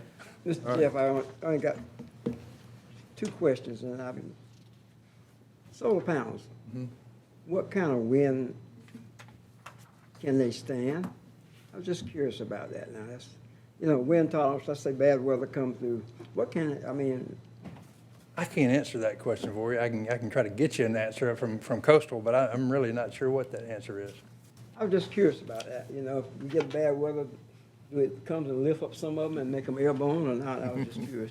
And the other thing, who all is allowed to inspect these panels when they go in? I'm guessing they have to get some kind of a permit from Paul Zeckman. Our office doesn't do inspections. That would be, they would have to get an electrical permit from the building and licensing department. Only electrical, though. Right. Yeah. Yeah, not Great question on the wind and how they're secured to the ground, though, with the footers. I'll check on that. That's a great question. Okay. Let me ask a question to Commissioner Stevens. You brought up about when they're decommissioned. All right, now if this individual sells the house, can they be transferred to Yes. the next homeowner? Yes. But only if the property is sold and the house is done away with, they have to be decommissioned, right? That's right. Well, I mean, if the unit is no longer being used, if he sells the house and the new owner is still using the solar system, there's no need for it to be decommissioned. Okay. It just, the way you started talking about that, it sounded like from each homeowner, it would have to be decommissioned, but, all right. Thank you. The original intent when y'all were passing the solar ordinance is that you didn't want somebody putting in a 30-acre field out there and then Right. walking away and leaving you with a mess. So that's why it's there, but we're requiring everybody who comes in, even the small homeowner, to do the same thing. Got you. So even the ones that we see now on top of houses, they still have to come in and get a, The ones that are roof mounted do not, only the ones that are ground mounted. It's a growing business. All right, Chair, entertain a motion. make a motion that we accept the recommendation from LCPC. Second. Motion is second, we approve the recommendation for the solar panel for this family. Right side. Any further discussion? If all in favor, show of hands, please. All right, recommendation approved, sir. You getting there? Yes, sir, two more.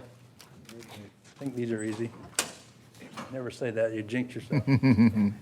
This is a home occupation request by Miss Vanessa Waltower to put in she wants a type B home occupation permit for her food truck. She needs as y'all are aware, the health department requires if you got a food truck, you got to have a Commissary.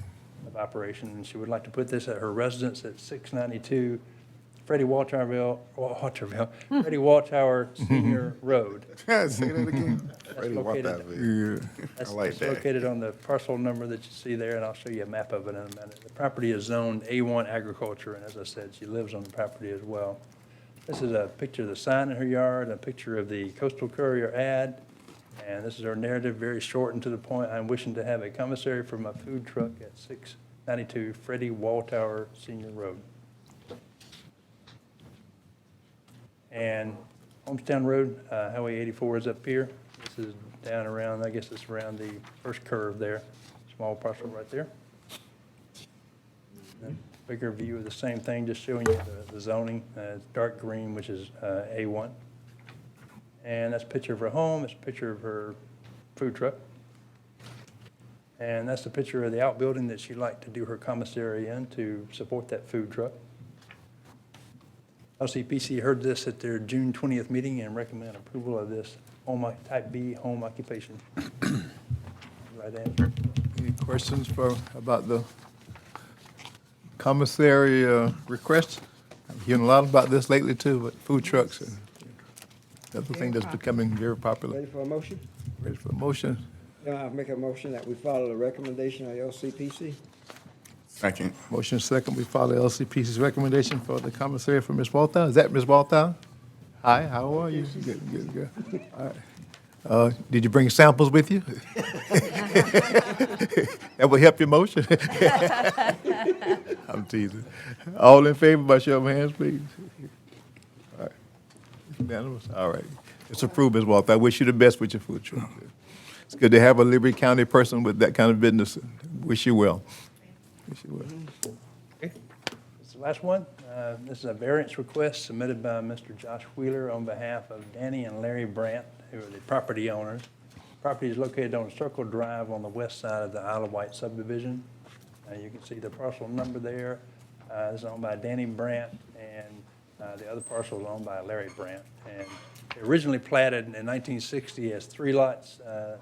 Brandt brothers, I think, split one of the lot in the middle, so that's why I think they're looking at maybe recombining or going back to the original lot configuration of 3 lots instead of each one having a lot and a half.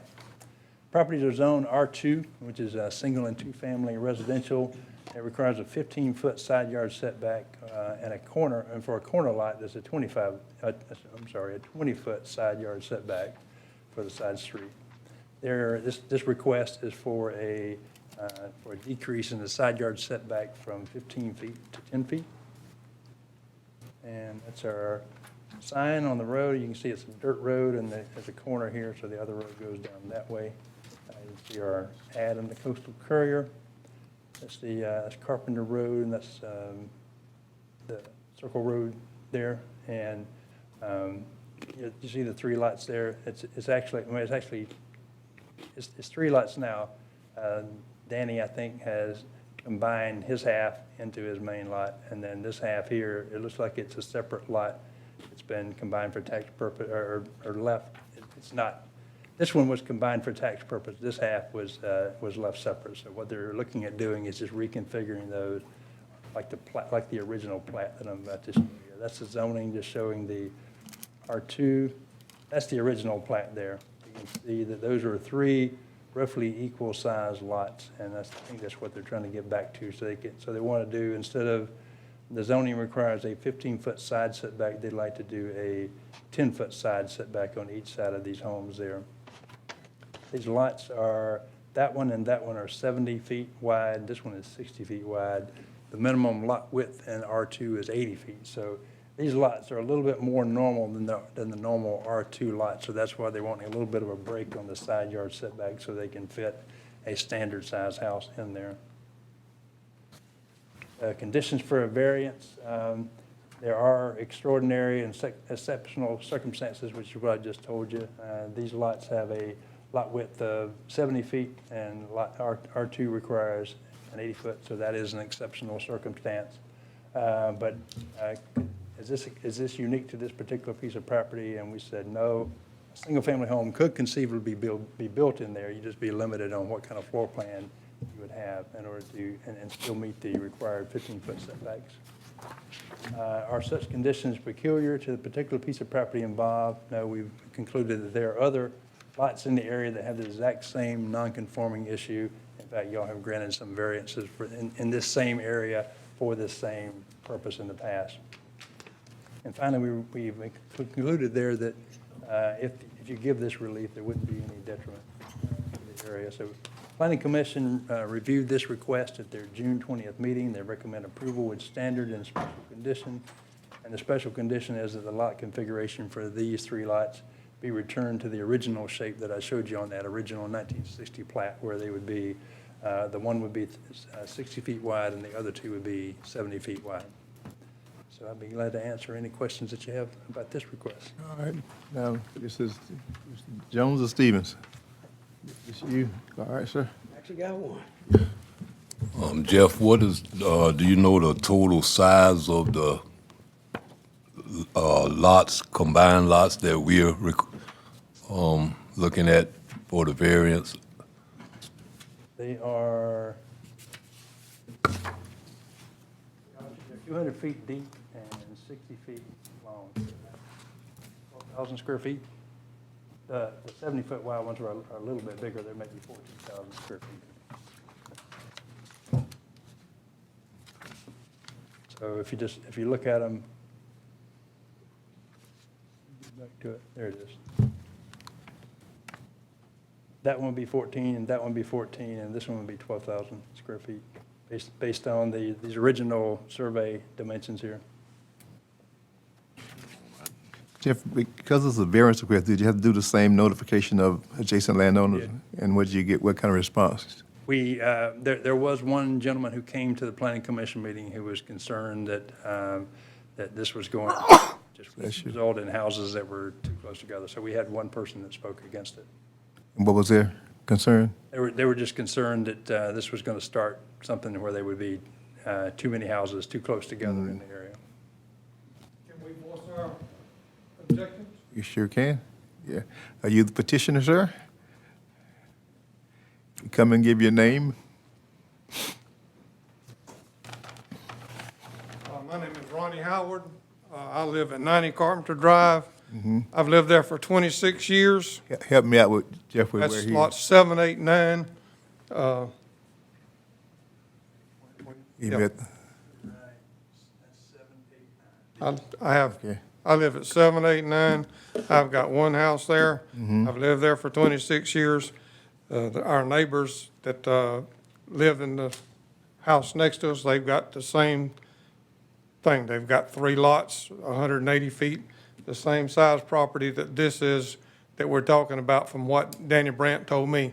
It was 2 lots, it was 90 feet wide and 200 feet deep. What I see happening on Isle of Wight is they come in there and they get these variances, and they come in there and they build 3 houses where there should only be 1 or 2. Carpenter Drive is a little dirt road that's barely enough space for 2 cars to pass. It's either dirty all the time or a mud hole. We sure don't need 3 more families down there on Circle Road that's either gonna come down Carpenter Drive or Circle Road and create more of a problem than we already have. They go in there just like they did over on Pineland Drive. Y'all approved that, I think, and the variance. And they built 6 houses in there where there probably should be 4. And I know that 2 of the houses are 20 foot, 8 inches apart, but they've got like a 12 or 14-inch eave hanging over in that same space. So these people are not following what the rules are. In addition to that, all the septic systems are going to be in the backyard, which is almost in Lake Roslyn. So And, Go ahead. I'm sorry, and you were at the LCPC meeting, you were there, sir? Yes. And you voiced the same concerns? I voiced the same concerns there. I did not get a letter. I saw the signs. My neighbors didn't get a letter either. When I finally got there, one of the people from the Planning and Zoning Commission gave me my letter, and it had went to a P.O. box that I had about 10 years ago. Okay, that's what they had on file for you. Okay. Well, they've got they had an appeal on a tax matter that's got my address on it, because I've just got a letter from them Yeah. coming to 90 Carpenter Drive, That would be from a different office, though, than, assessor's office. yeah. We use assessor's database, You just have a database, yeah. Yeah, but they're not always up to date. We get some back every time we send something. okay, all right. Well, there's a lot of people. We had a petition that was circulated, and we had about 40 signatures on it. I've got another petition with another 8 signatures on it that's agree with the same thing. we're opposed to it. Okay. You know, they go in there, they just completely demolish all the trees on our property or on these lots out there. And there's some trees out there that's almost 100 foot tall. And it just kills me to see all those trees just demolished. All right, sir. Okay, thank you, sir. How about are you all together? I live right next door. My name's Alex Brill. We're actually not from Liberty County. We're from Pennsylvania, and my husband's active duty at Fort Stewart. He was away in Korea when we actually purchased this lot. One of the reasons that we purchased it was because of the trees next to it, and like Ron had said, they came in, they took all of them down. It's one lake over from ours. And it's just, upsetting. We don't want to see that done. So, and not to mention the traffic. Like, they already don't take care of those roads as it is. My husband has a truck, and you hear the brakes, pounding down. It's just, it's too much traffic already. Private road? It's a private road? It is not a private road, sir. Okay. And it actually, in the beginning thing, when it said something about it being a corner lot, isn't that technically a corner lot as well? It is a corner lot. So rather than having the 15 to 10, wouldn't it be the 20 to 15 instead? It's number 14 and 15 Right. Would require a 15-foot. They're Okay. asking for 10. This one That's the would 20, require okay. 20 on that side, Right. and they're asking for a 10 for that as Just well. clarifying. Thank you. Thank you. So Jeff, the petitioner's not here? John Hoover is not here. Yeah, okay. All right. Mr. Chairman, so currently there's no homes on those 3 lots? Maybe they're vacant and maybe Josh is one. My husband and I, we actually wanted to purchase that lot too, and to keep it kind of more so looking like Isle of Wight usually looks. All right. Mr. Chairman, Sir. Jeff, what if we denied this variance request? What would be the effect on the property owners as far as their plans to develop this property if we denied the variance request? They would probably have to, if they're determined to do it, they would have to just reduce the width of their home to fit within the 15-foot setback. They could, I think, we believe they could still build a single-family house in there. They just have to meet the setbacks, and it wouldn't be. It's a bigger house. Close to the property line. Okay. And sir, your issue with us considering this variance, what exactly would your main concern be for us? Well, it just takes away from the whole island concept. They come in there, like they did on Pineland, they took every tree on those lots down, every tree, didn't leave nothing. Hold right there for me. But we don't have an ordinance say that they can't do that, do we? No, so. Yeah. I'm not saying that Yeah. we should, Yeah. or we should or we shouldn't, but I'm just saying, the Yeah. whole concept, I've But- lived out there for 26 years. Yeah. And that's why I moved out there instead of somewhere else, because I Hey, like the I island. promise you I'm on tree level too, but I wanted to make sure we're following what yeah, our, yeah. what our ordinance says. And our ordinance does not deny someone from clearing it. I'm on tree There's- level too, I'm with you. I'm Yeah. with you on that. But my house is on everybody's a- not like us. My house is on 180 by 200. Their house is on 180 by 200. So they surely can build a house in there 180 by 200. But they want to build 3 houses in there or something, is what they want to do. And what I understand, the rule is every household has 2.5 cars. Well, 2.5 cars times 3, that's 8 more cars down our dirt, bumpy, wet, mud hole road. And it's barely possible for 2 cars to pass on that road. And Circle Road is the same way. Okay, let me let him finish. Yes, sir. I've, I guess, been in communication with a lot of the residents down at the Isle of Wight, not in this particular development or properties, but similar concerns island-wide. Yes. And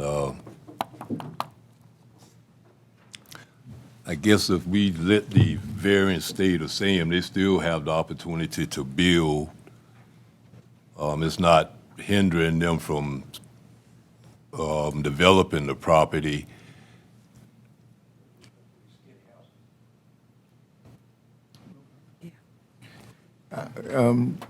Just out of, Mr. Wheeler knew this was being presented tonight. Why isn't there someone here from his camp to speak to? Yeah. Commissioner Jones, I would just offer you, yeah, either we can take care of this now, or you can go look at it since you hadn't seen, yeah. And then we can just table it until next month or whenever, if you want to go. That's along the lines I was thinking.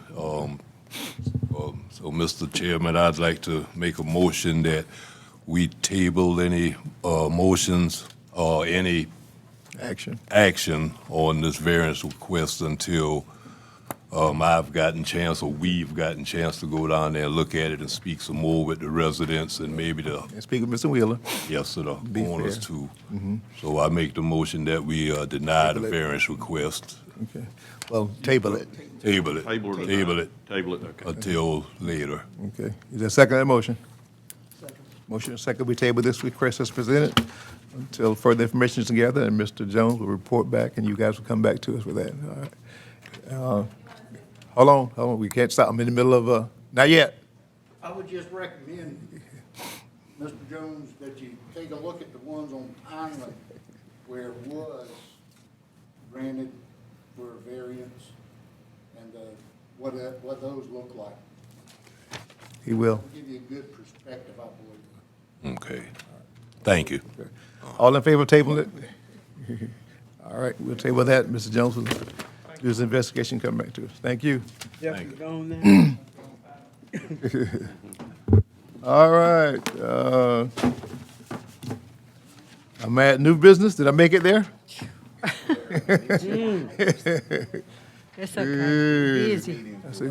I'm going to present for Mr. Davis tonight. He actually went to the Riceboro City Council meeting to take the intergovernmental agreement on the Splosh 7. Okay. So because of that conflict, I was here and he's there. Okay.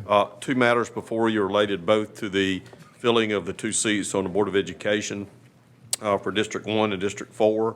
The first is an agreement to conduct the special election for the Board of Education for those purposes to be held on November 8, 2022. And I think as you discussed last time, since this is in conjunction with the regular election we're having, there won't be any cost involved to the Board of Education. Separate cost, that is. All right, let's try to move expeditiously. Chair, entertain a motion. Yes, sir, Mr. Chairman, I make a motion, we approve the agreement for the special election with the Liberty County School District. Second? Second.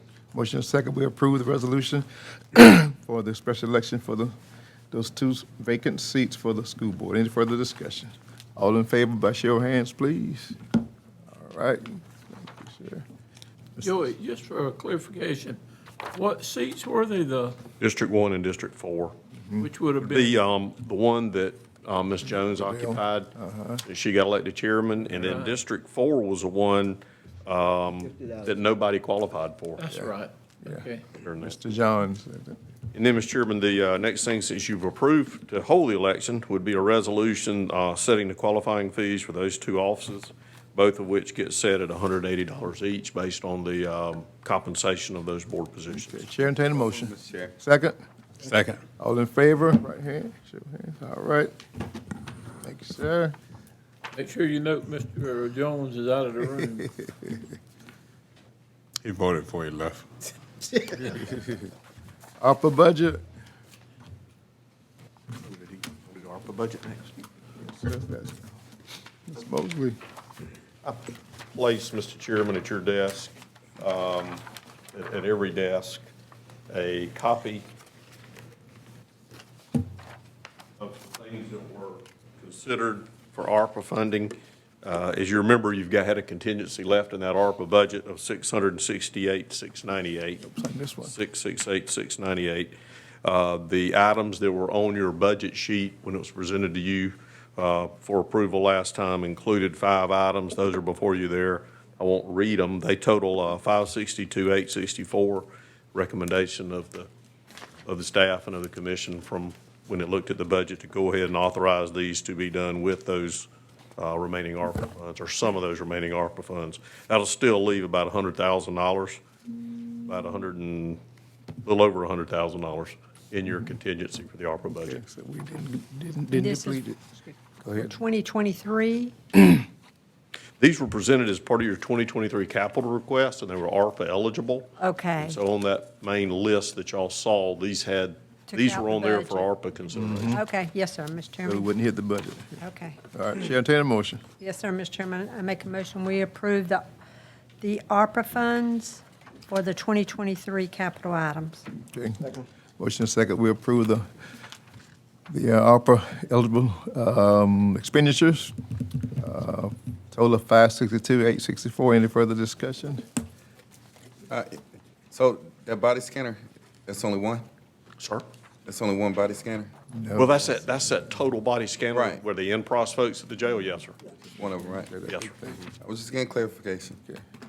All in favor, show of hands, please. Opposed, all right. I'm sorry, Mr. Mosley, I jumped the gun. Contract for services, Conjure and Associates.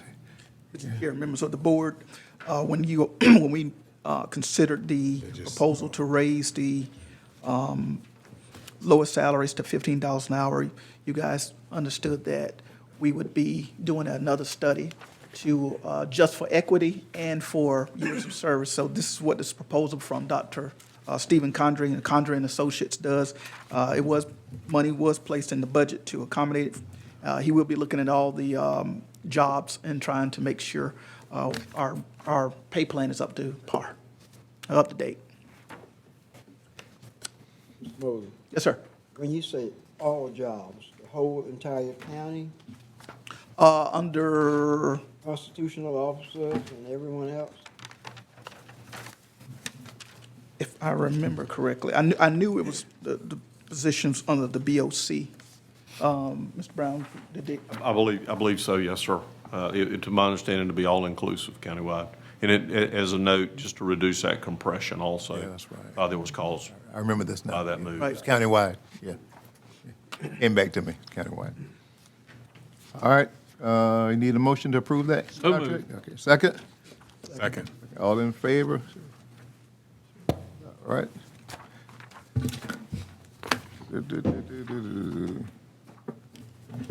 SPOS 7 project allocations. Yes, sir. This is what you have a copy of, I believe Maria made you a copy of, was the intergovernmental agreement draft, actually final. This being presented to all the municipalities, Riceboro being the first that approved it tonight. So I wanted you to see that. Attached to that intergovernmental agreement are your proposed list of projects. And this is the same as what you looked at last time. I know there had been some discussion about some of them, so I want you to have both of those tonight. The intergovernmental agreement needs to be adopted at your mid-month meeting next time, along with a proposed Exhibit A. I don't know if I got that. Did y'all? You got it? What does it look like? I ain't got it. I don't think we got that. I had the last, Was it something that we had from the last time? I apologize. I was supposed to get to it. but just tell us what it is. Yeah. Well, you need to see the list. Absolutely. You need to see. Yeah, I want to see it. Can we go to board appointments? Board appointment. Yes, sir, we ready. Oh, they ain't ready. Yes, sir. They met in the Oval Office, they're ready. We've been ready before they even applied, Commissioner Stevens. Mr. Chairman, just let us know if you're ready. Yeah, I'm ready, sir. Catter? Board of appointments, we met today and around 5:30. 5:45. Finished around 5:31.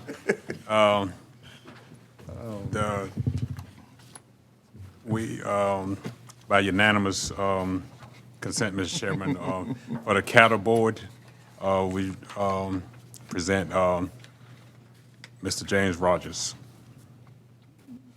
Okay, for cattle, Mr. James Rogers is nominated. Board, commissioners, what's your pleasure? Yes, sir, I'll make a second on that. Okay, so we'll consider motion from Commissioner Gillett, second from Commissioner Walden. Any further discussion? All in favor, let me know in show of hands, please. Got it. All right, Mr. Rogers. I ain't got it on there. I On it? ain't got the, Tax assessors, Tax assessors, Mr. Chairman, by unanimous decision, we recommend Mr. David Smiley. Okay. For So moved, reappointment. Mr. Chairman. Second? Second. Motion second that we have Mr. Daily Smiley reappoint Tax Assessors Board. Any further discussion? All in favor, show of hands, please. Mr. David Smiley, any opposition? One, okay. One opposed, Commissioner Stevens. And Culture and Historic Resource Committee, by unanimous decision, we recommend Ms. Carolyn Carter. Ms. Carolyn Carter, we know her. I make a motion, Mr. Chairman. Is there a second to that? Second. Second by Commissioner Jones and Ms. Carolyn Carter is appointed to the Culture Historic Resources. That's a good place for her. Oh, yeah, man. Any further discussion? All in favor, by show of hands, please. Ms. Carolyn Carter, any opposition?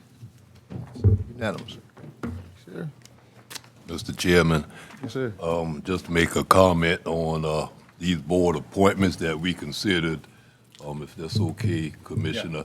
Just make mention that we didn't have any other applications to consider on two of them and only had one on the third. So those that we reappointed or selected to be reappointed, there was no other applications to consider. Now, I always encourage people when they ask me to stay tuned to the county website and or the Coastal Courier. I know a lot of people don't do that. So that they'll know what positions are available. Because I always advise people generally if they want to get into politics, even to try committee work, then work their way up to politics. So I'm just wanted to hear that there weren't any more. With all the stuff that's being in social media, you think folk who making all that noise will want to, be a part of the process. So you can stay out there in the fuss, but if you don't be a part of the process, then you don't really have any reason to. But Mr. Chairman, there was a public notice that ran on in the Coastal Courier on the 15th and the 22nd, so. Yeah. Yes, and duly advertised. But All three boards and, all the pertinent information. it's the only other thing I would like to do is encourage us as commissioners to maybe, let our contacts know when there are positions available in case they want to consider it. But I like our process. To me, it's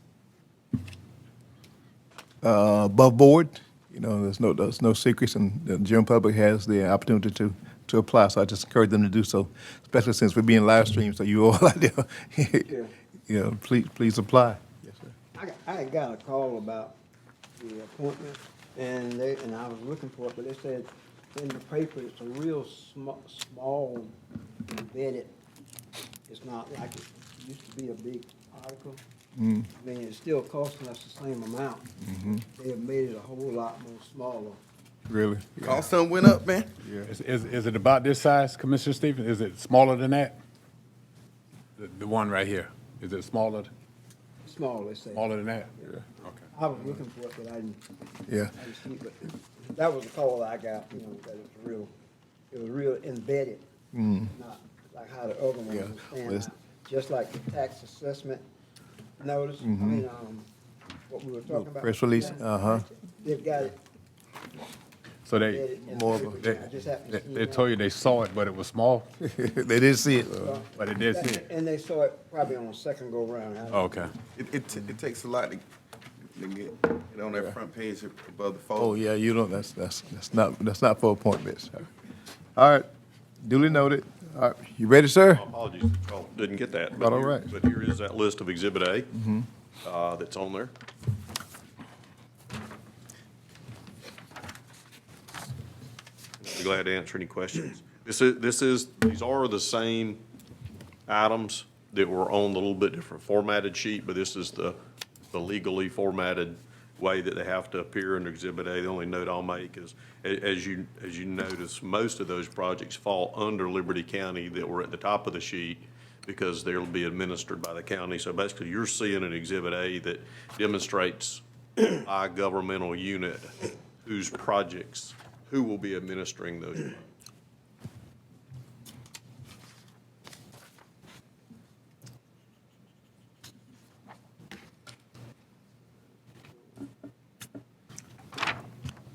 All right.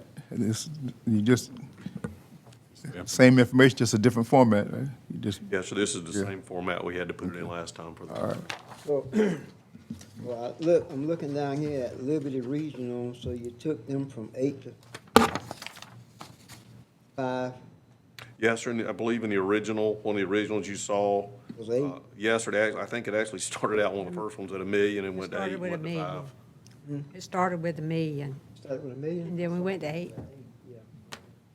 Same with the industrial Industrial. authority. The industrial authority was originally at $1 million and then was reduced to 8. Well, maybe when the industrial authority release some of that money that they are holding that belongs to the tax office, I'll feel a whole lot better about that.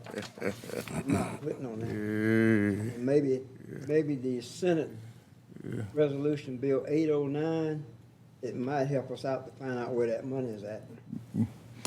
Well, our county attorney is involved in that process. He tells me they are working it out. Where's Riceboro at on this thing? Riceboro will be on the back. Back page. Sorry. Well, they took the whole back page up. Oh, no. No, Midway, Walkerville back there too. Yeah.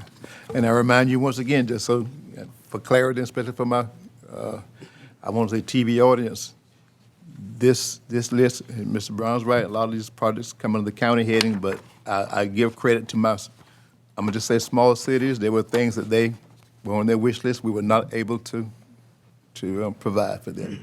But they understood. They understood, but there were a lot of stuff that they wanted and needed that didn't make the cut, as we say. Mr. Chairman, the Public Works, that's our new facility to be built Would be. within this SPLOST. And the,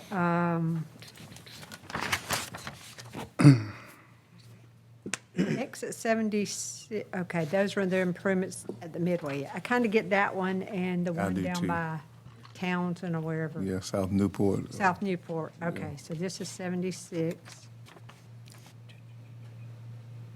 Ms. Thrift, just make sure I didn't answer your question wrong. There's a little bit of money in the current Splash 6 for the road department facility. This would close the delta now that we have a price on potential construction. And on the, I had someone ask me about the historical, cultural. Do we have like qualifications for that? If You do could have send a, that if you're, to me? yes, ma'am, if you remember, the board adopted a set of guidelines for Okay. application We for those did. funds and a screening committee. If you don't mind, send that. We just haven't had any requests in a while. Yeah, Well, we I don't have any, someone. the rest of the money that's in this is designated for one purpose. Yeah. Divvied it all out Gotcha, on the front gotcha, end. And gotcha. But do we still have the Hinshaw? That would fall under historical, cultural. But just lumped in with that. Oh, it's lumped in with there, okay, It would be, okay. if that's what All the right, board I didn't, Yes, ma'am. okay, all right, so. What was the historical budget on this last splice, well, the current splice that we're in now? 500,000, I believe. Okay. So, and I support historical and culture, but why was it significantly increased and there are certain other projects that are lack of funding? I don't really. Right. Right. Just a recommendation that came out early, I think maybe because And I go back to my statement, there were several things didn't make the cut at all Yeah, that were asked for. yeah. Also the entertainment center. I think when the Hinshaw School came up. I understand. Yeah, it was a separate, and we decided to combine the two, yeah. As to why that number was settled on. Yeah. Yeah. Right. Mr. Chairman, on the historical sites, of course, you know as good as anybody, who's maintaining our original Liberty County cemeteries on Fort Stewart? How does that, Army does, they do it all? the military does, mm-hmm. Do y'all They do them contract it here? out. We cut the grass out there. Yeah. But I mean, anything else that fencing and stuff like that, they They take care of that too. really? It was one of the good agreements that the citizens at that time made with the military. I was just wondering, we've got one right at the back gate going in the right field on the left. That cemetery, but that's not even not on the in- reservation. That's Anderson, isn't that Anderson Cemetery? That's New Home, You home. yeah. I think on our contract, we, all over the base, we got about, I think it's about 30 a lot of- that we maintain. I mean, some of them just, Small. yeah, like 3 or 4 people.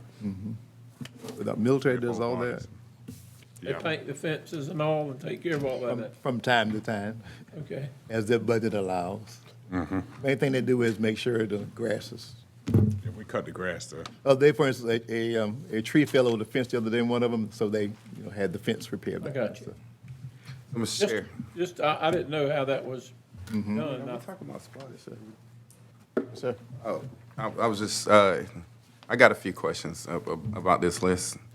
So our current SPOS was 54 million, correct? Yes, sir. And now this one coming up, we're expecting, 69. so that's another 15 million. And with that increase of $15 million, where did the majority of that go? Because I know some projects fell off, like City Hall, but I'm just trying to figure out which projects. No, City Hall is still part of what they're doing. Huntsville? They're still paying debt on, isn't it, city, is it, I don't believe that was one of the ones on here for them this time. they mentioned city, am I confusing that with the fire department?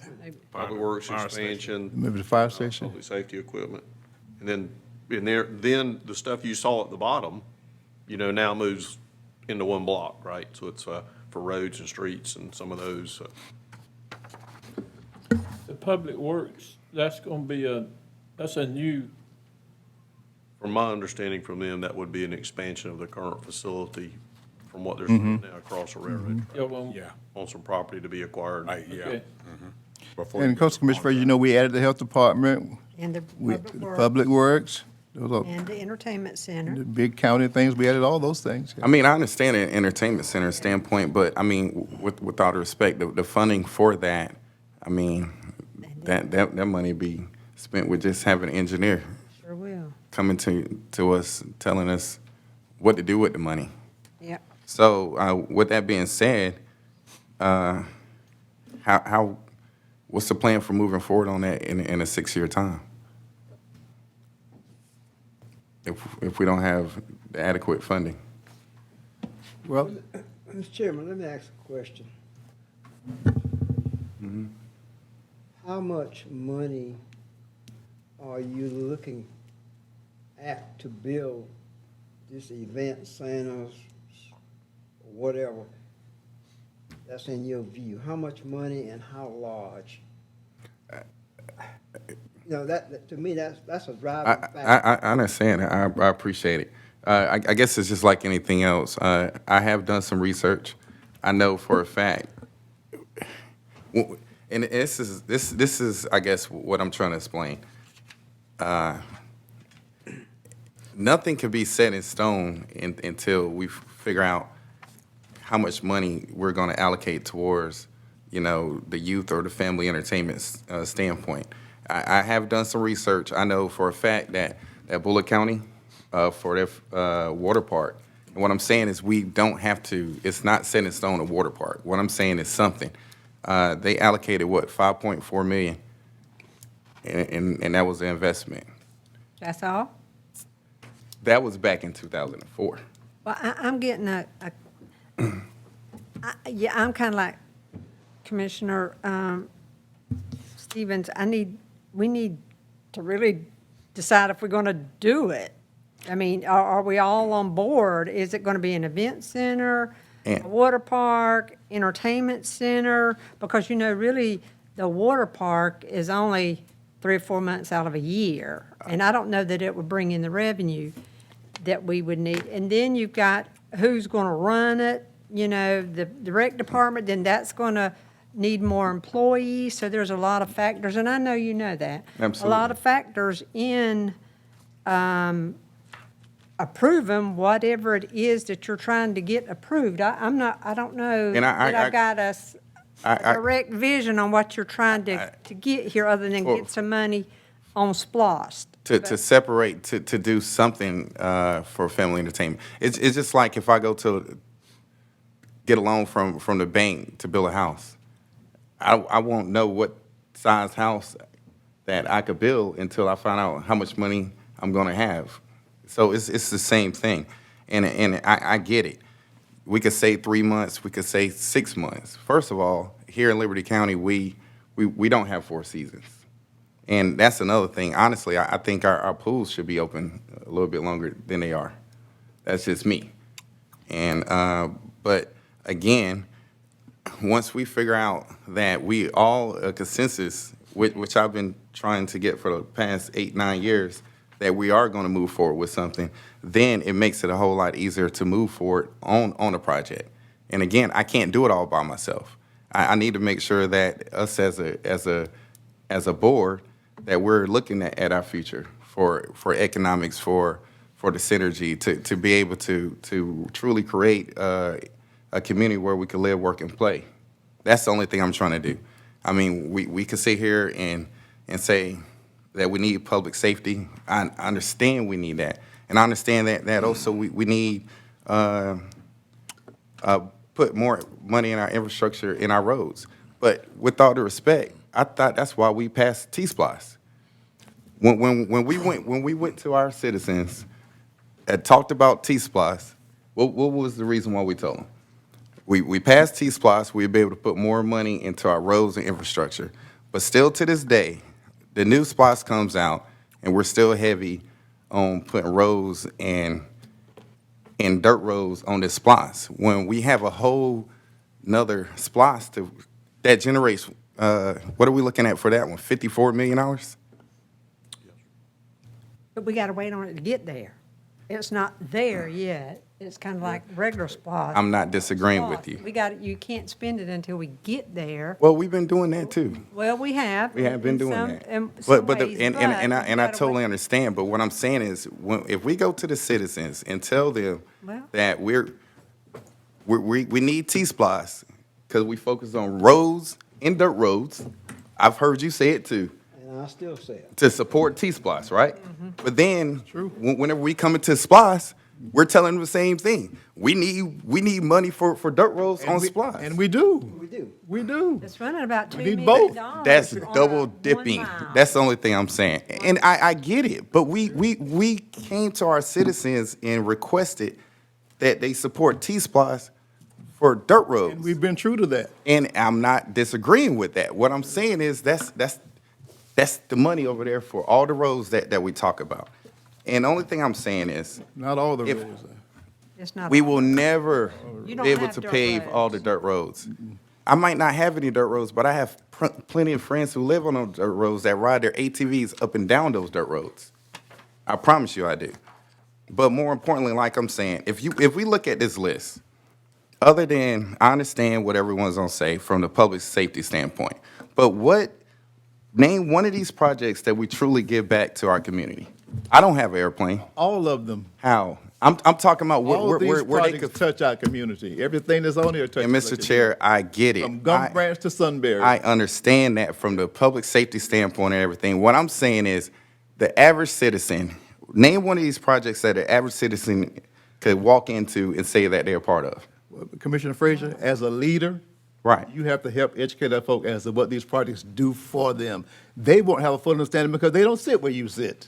And, Mr. Chair, don't see the big with all due picture that you respect, see. And obviously, my picture is a little bit bigger than just this as well. Yeah. That's the only thing I'm trying to say. I would not dare say, I'm sorry, I'm gonna cut you off, but a health department is vitally important to our community. We need that, man. Again, I have But would plenty. the general citizen say, we need a health department? Oh, definitely. What I'm saying is we could do it all. That's the only thing We I'm do it saying. as much as we can, but what we have to use. Right, and what I'm saying is, like, even if we look at this list, let's put it as a priority. Which projects that we have to get off the ground now, and which projects could possibly wait for 6 years? That's the only thing. Because honestly, with all due respect, I waited for 6 years for the same project. So did the health department. We've been waiting. So the health department. Is the I understand. We talked about it last time. Only thing I'm saying is we talk about the money from the SPLOST, the T-SPLOST, and what we're generating. I just wish we could change the narrative and look at how much money that we're losing for citizens leaving out of Liberty County. We have to. It's imperative that we focus on that. I think people leave to go out of Liberty County just. 'Cause they don't have a without they don't have a just get out of choice. Liberty. No, no. Commissioner We Thrift, got- we I got- have We're not children gonna go here. on with this all, you know, let's bring it in for me. I'm bringing it in. Tell me what you want to build. What I'm saying is something. Let's put a committee together to look at what's the best You were on possible the way. committee, you and Ryan Arnold and Carl Rouse. And if we listen, don't the and city the pick reason Mr. Riles is on there. I get it, I get it, Why don't I we pick get it, I get it. I think we should. I get it. mark You were on off the completely. committee. And again, if you all aren't fully committed to doing something, I'm not. and that's the thing. So we will continue to watch these other communities around us create and grab our sales tax. They're doing it. I promise you. All right, sir. It's every day. You see it. And I'm telling you, Bryan County, all these other counties are sitting back and watching us sit back and not creating an environment for our people. I've even talked to other realtors. People move into Liberty County for the most part because they have to. We have to create an environment where people want to move to Liberty County. And that's the only thing I'm trying to do. So, thank you. Thank you. Chair, Yes, sir. one thing I'm gonna ask of Commissioner Frazier, you know this project is dear to his heart. All I'm asking is, bring back to this board, if you can, an estimated price. We know inflation, everything is going up, and bring back a simple plan that we all can look at, so that we all can have input into it. And also, there's another way of possibly getting this done. The industrial authority can float a bond to build this thing if necessary. Okay? Thank you. Was this on the sales tax referendum?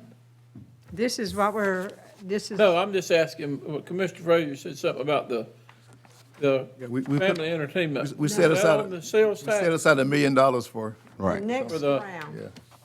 And it's been 6 years and No, nobody's no. even. No, come up with a no, concept. no. 6 years ago, He's- if you remember, we floated around the option of doing that.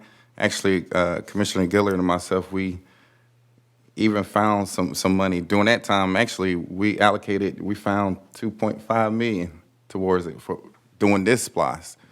You know, we reworked some numbers, but unfortunately didn't get the support during that time. So, and now this time is even less. So that's the only concern, but All right, I get Mr. it. Chairman, let's go. I got to get out of here. Okay, so are we, you gave it to us for information last time. Well, right? I did, because, and you won't vote on that tonight, but at your Okay. mid-month, you'll need to adopt in a governmental agreement. We'll keep a copy.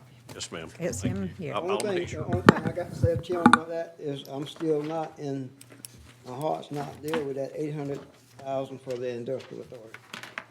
that could go towards something else too. Right. Totally agree. And also, Mr. Chairman, I'm looking at it down there too, and I don't know if this be a sore subject or not, but that hospital authority money, and we are aware that the hospital authority, I guess, gets their own pot of money and millage, and so they getting the millage, and then we are being asked to supplement them more. And I go back to something Commissioner Stevens mentions often.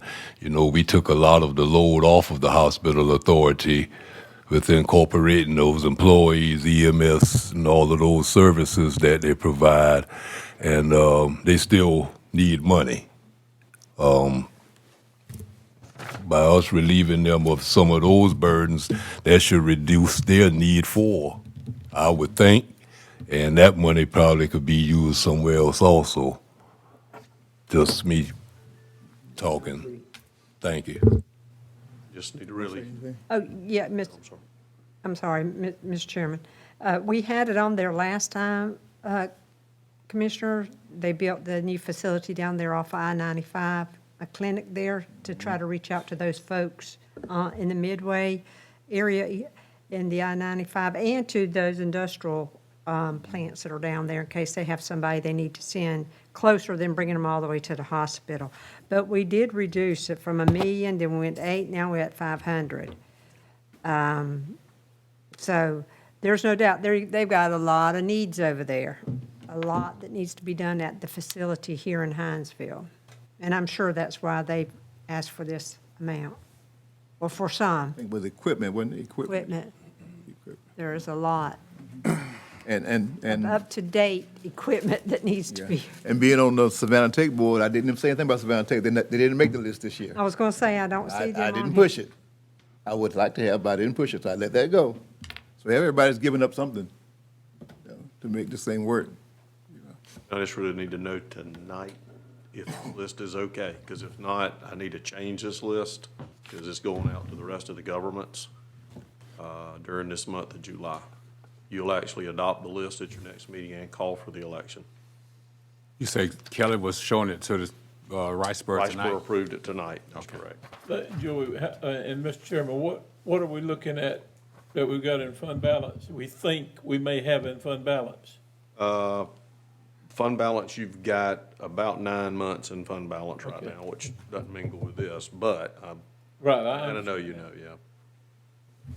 So you would need approval for the list as it is, or no? As it is. Mr. Chairman, I make a motion that we approve the list for SPLOST 6 as presented. Second. Motion and second, we approve the SPOS list as presented, knowing that it's going around to our collaborative partners. You say went to where tonight? It went to Riceboro. Riceboro tonight. Yes, sir. Any further discussion, which I think we had plenty, but I will say that. All in favor of the motion as presented, please, by show of hands. All right, opposition? All right. I have 3-3. And thank you, Mr. What'd I Chairman, have? Mr. Brown, I had for 4-3. What'd I have? 4-3. 4-3, okay. for y'all's work on getting it presented for us. Thank you. All right. Real quick update, Mr. Chairman, if you'll let me, and I'm procrastinate. I did receive a letter from GDOT. Evidently, there has been a engineering study requested at Limerick Road at Highway 17. All right. And so, based on that data, they basically would not recommend a signal. They won't approve a signal at that location, but they do want two-way stop control intersections with post-mounted beacons instead of overhead beacons. So what the result of the engineering study was is they're going to take down the caution light and put flashing beacons on the roadside. They say those are more effective, that folks see those. So I just wanted to make you aware that I'm not sure who requested the study, but somebody did, and basically that's what they're going to end up changing out. What I had originally heard, and I think nobody was aware of it when I first discussed it, but that GDOT was considering a roundabout at that location, and that was the last thing that I was informed of. First I'm hearing about this study. Reach out to Mr. Long. All right. Okay. And I can too. Okay. Basically, we're under an agreement to pay, we pay the intersection control lights right now. So we can go back to Mr. Long, really back to the state and say, will you leave the beacon there? Because now they may want to change those out to post-mounted beacons, Okay. is what GDOT wants The to three do. of you all have a conversation. But yes, sir. Well, and Joey, now you said move the overhead light at Freeman Grove and 17 and put, you're putting Post-mounted beacons on the 6 feet, roadside. 6 feet high on the It side of the doesn't- road? yeah, it doesn't say- it doesn't just as say- an example, It doesn't say. on all four corners? It would be on all four corners. Probably gonna put. So on the Limerick, Limerick Freeman Grove, that would be red flashing? Should be. Should be. 17 I'll double should check be that yellow. now. Should be yellow on 17? Should be yellow on 17. Yep. Yellow on 17, Should be now, yeah, I'm just. just like it is overhead, but it'd be, Is that something new they're doing? It's something that FHWA now says is better than overhead beacons. I've Really? seen them in different areas. That's what they want to, that's what State they of want Georgia. on there. Have we got Trimp's up to date on all that stuff, Andy? Because I noticed the city of Hinesville are really putting up stop signs around. or are they? Do what? I say, are they Yeah, putting the, up all the those? city council's been involved, and I hear the, Yeah. yeah, on the So city it's council. not anything to do with a Traffic study. It's from the I don't know what- constituents, being isn't it? in compliance, it's From the just, constituents' complaints? I stand mute. okay. Just get the concrete here. Yeah, I just put them up when the email comes in. Before I hear, they're Joey, responding to citizens. Yeah, that's, Commissioner Jones, I won't sign, I won't sign what I heard. anything going back to GDOT until we have a chance to talk. You're right, protect your job.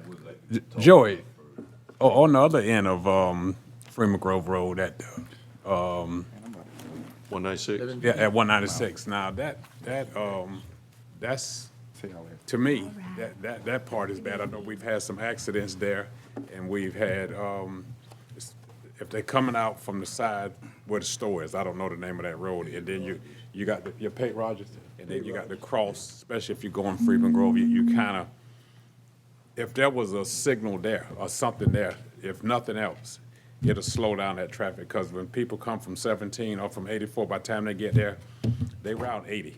Yeah. It's bad, that you can't judge the distance well Yeah, there. you can't It's- judge the it's distance, terrible. and then you could see some of them trying to, if they're going straight across, they try to get in that cut through between the medians, and you know, it's just tough getting out of that. So I would like to see something there if We can ask GDOT to look at that. I know we've done it Yeah. in the past, but it's been a little while. It didn't, Yeah. it didn't meet the signal warrants. Yeah. We can ask them again. Yes, thank you, Joy, for your consideration and at least getting Trent to at least talk with us some more on that, because I've already had some my constituents reach out to me about this idea we're discussing now. Bad idea on one hand, so it needs further discussion before we finalize it. I would like to have more conversation with them. We'll be glad to, So absolutely. they'd rather the caution light than, It's some of the comments, you know, because just like anything else, you know, stop signs, people plow right through them, you know. So if you got it up there, it's very less of a chance for them to be run into accidents, cars will knock them over, being planted. So that was one of the comments that I've gotten as we speak now. So I would like to give it some more consideration before we finalize anything. Be glad to, then we need to work up some comments to go back to GDOT since it's their roadway, so we'll, yeah, absolutely, to do that. so Joey, GDOT will have jurisdiction over the total intersection.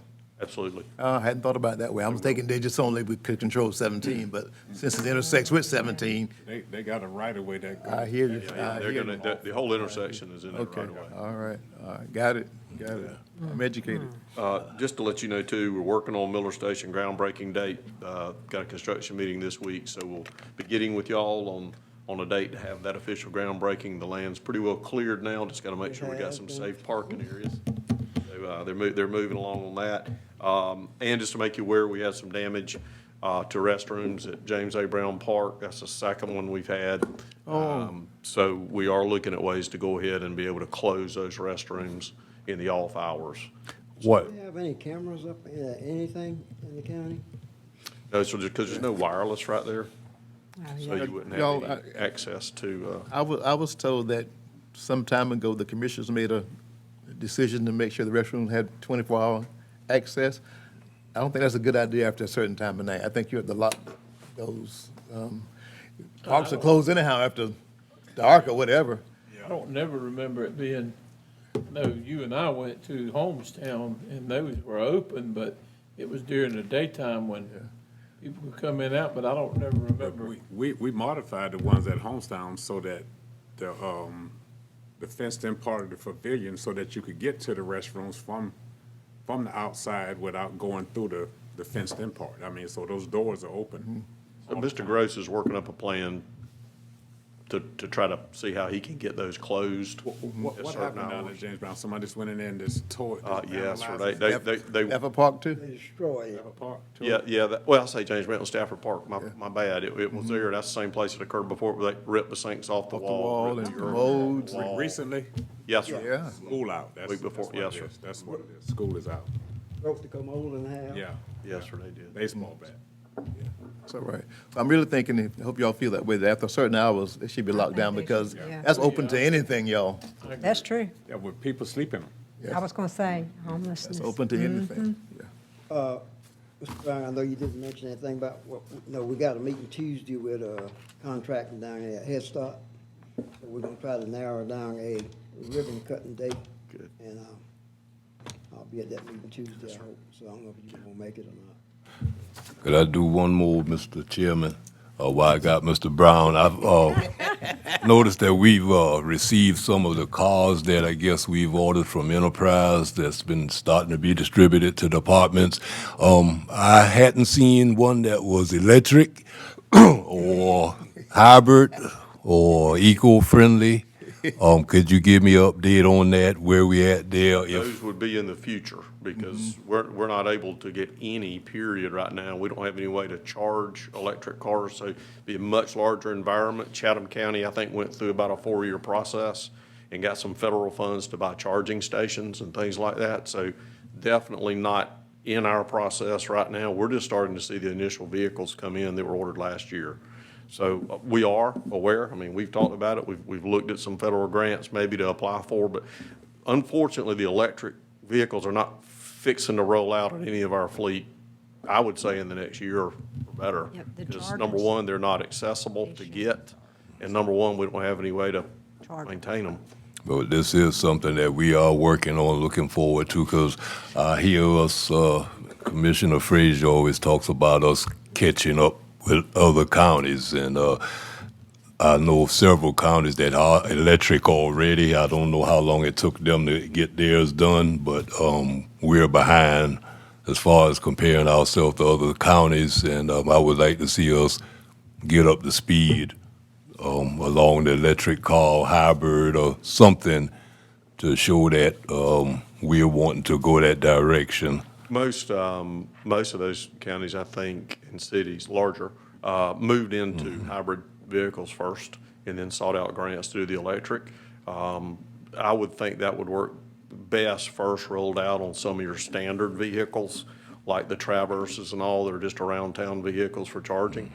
Unfortunately, electric trucks, which is a large majority of our fleet, and stuff like that are not really marketable yet. I mean, the even if we sustainability just- and lastability. I mean, I know Fords will run longer than any truck out there on the road, but I'm just not sure. Well- I'm just not sure about the electric side of that. But yes, sir, Mr. Jones, Yeah, even if we just start off with one vehicle per department, it doesn't have to be the entire fleet. Just something to at least get kick-started and show that we are headed in that direction, or at least exploring it. Right, we have to look at where those vehicles are parked and done in the departments. I think the ones that are around here, you could put some charging stations here and start with a base of operations there. But most of those vehicles too that you see are cities, and Chatham's a perfect example, have a central parking area that they go to. And so they have county vehicles, are not assigned necessarily to departments, some may be, but most of them are in a pool, so they bring them back to one location, they can be charged and do all that. So locations,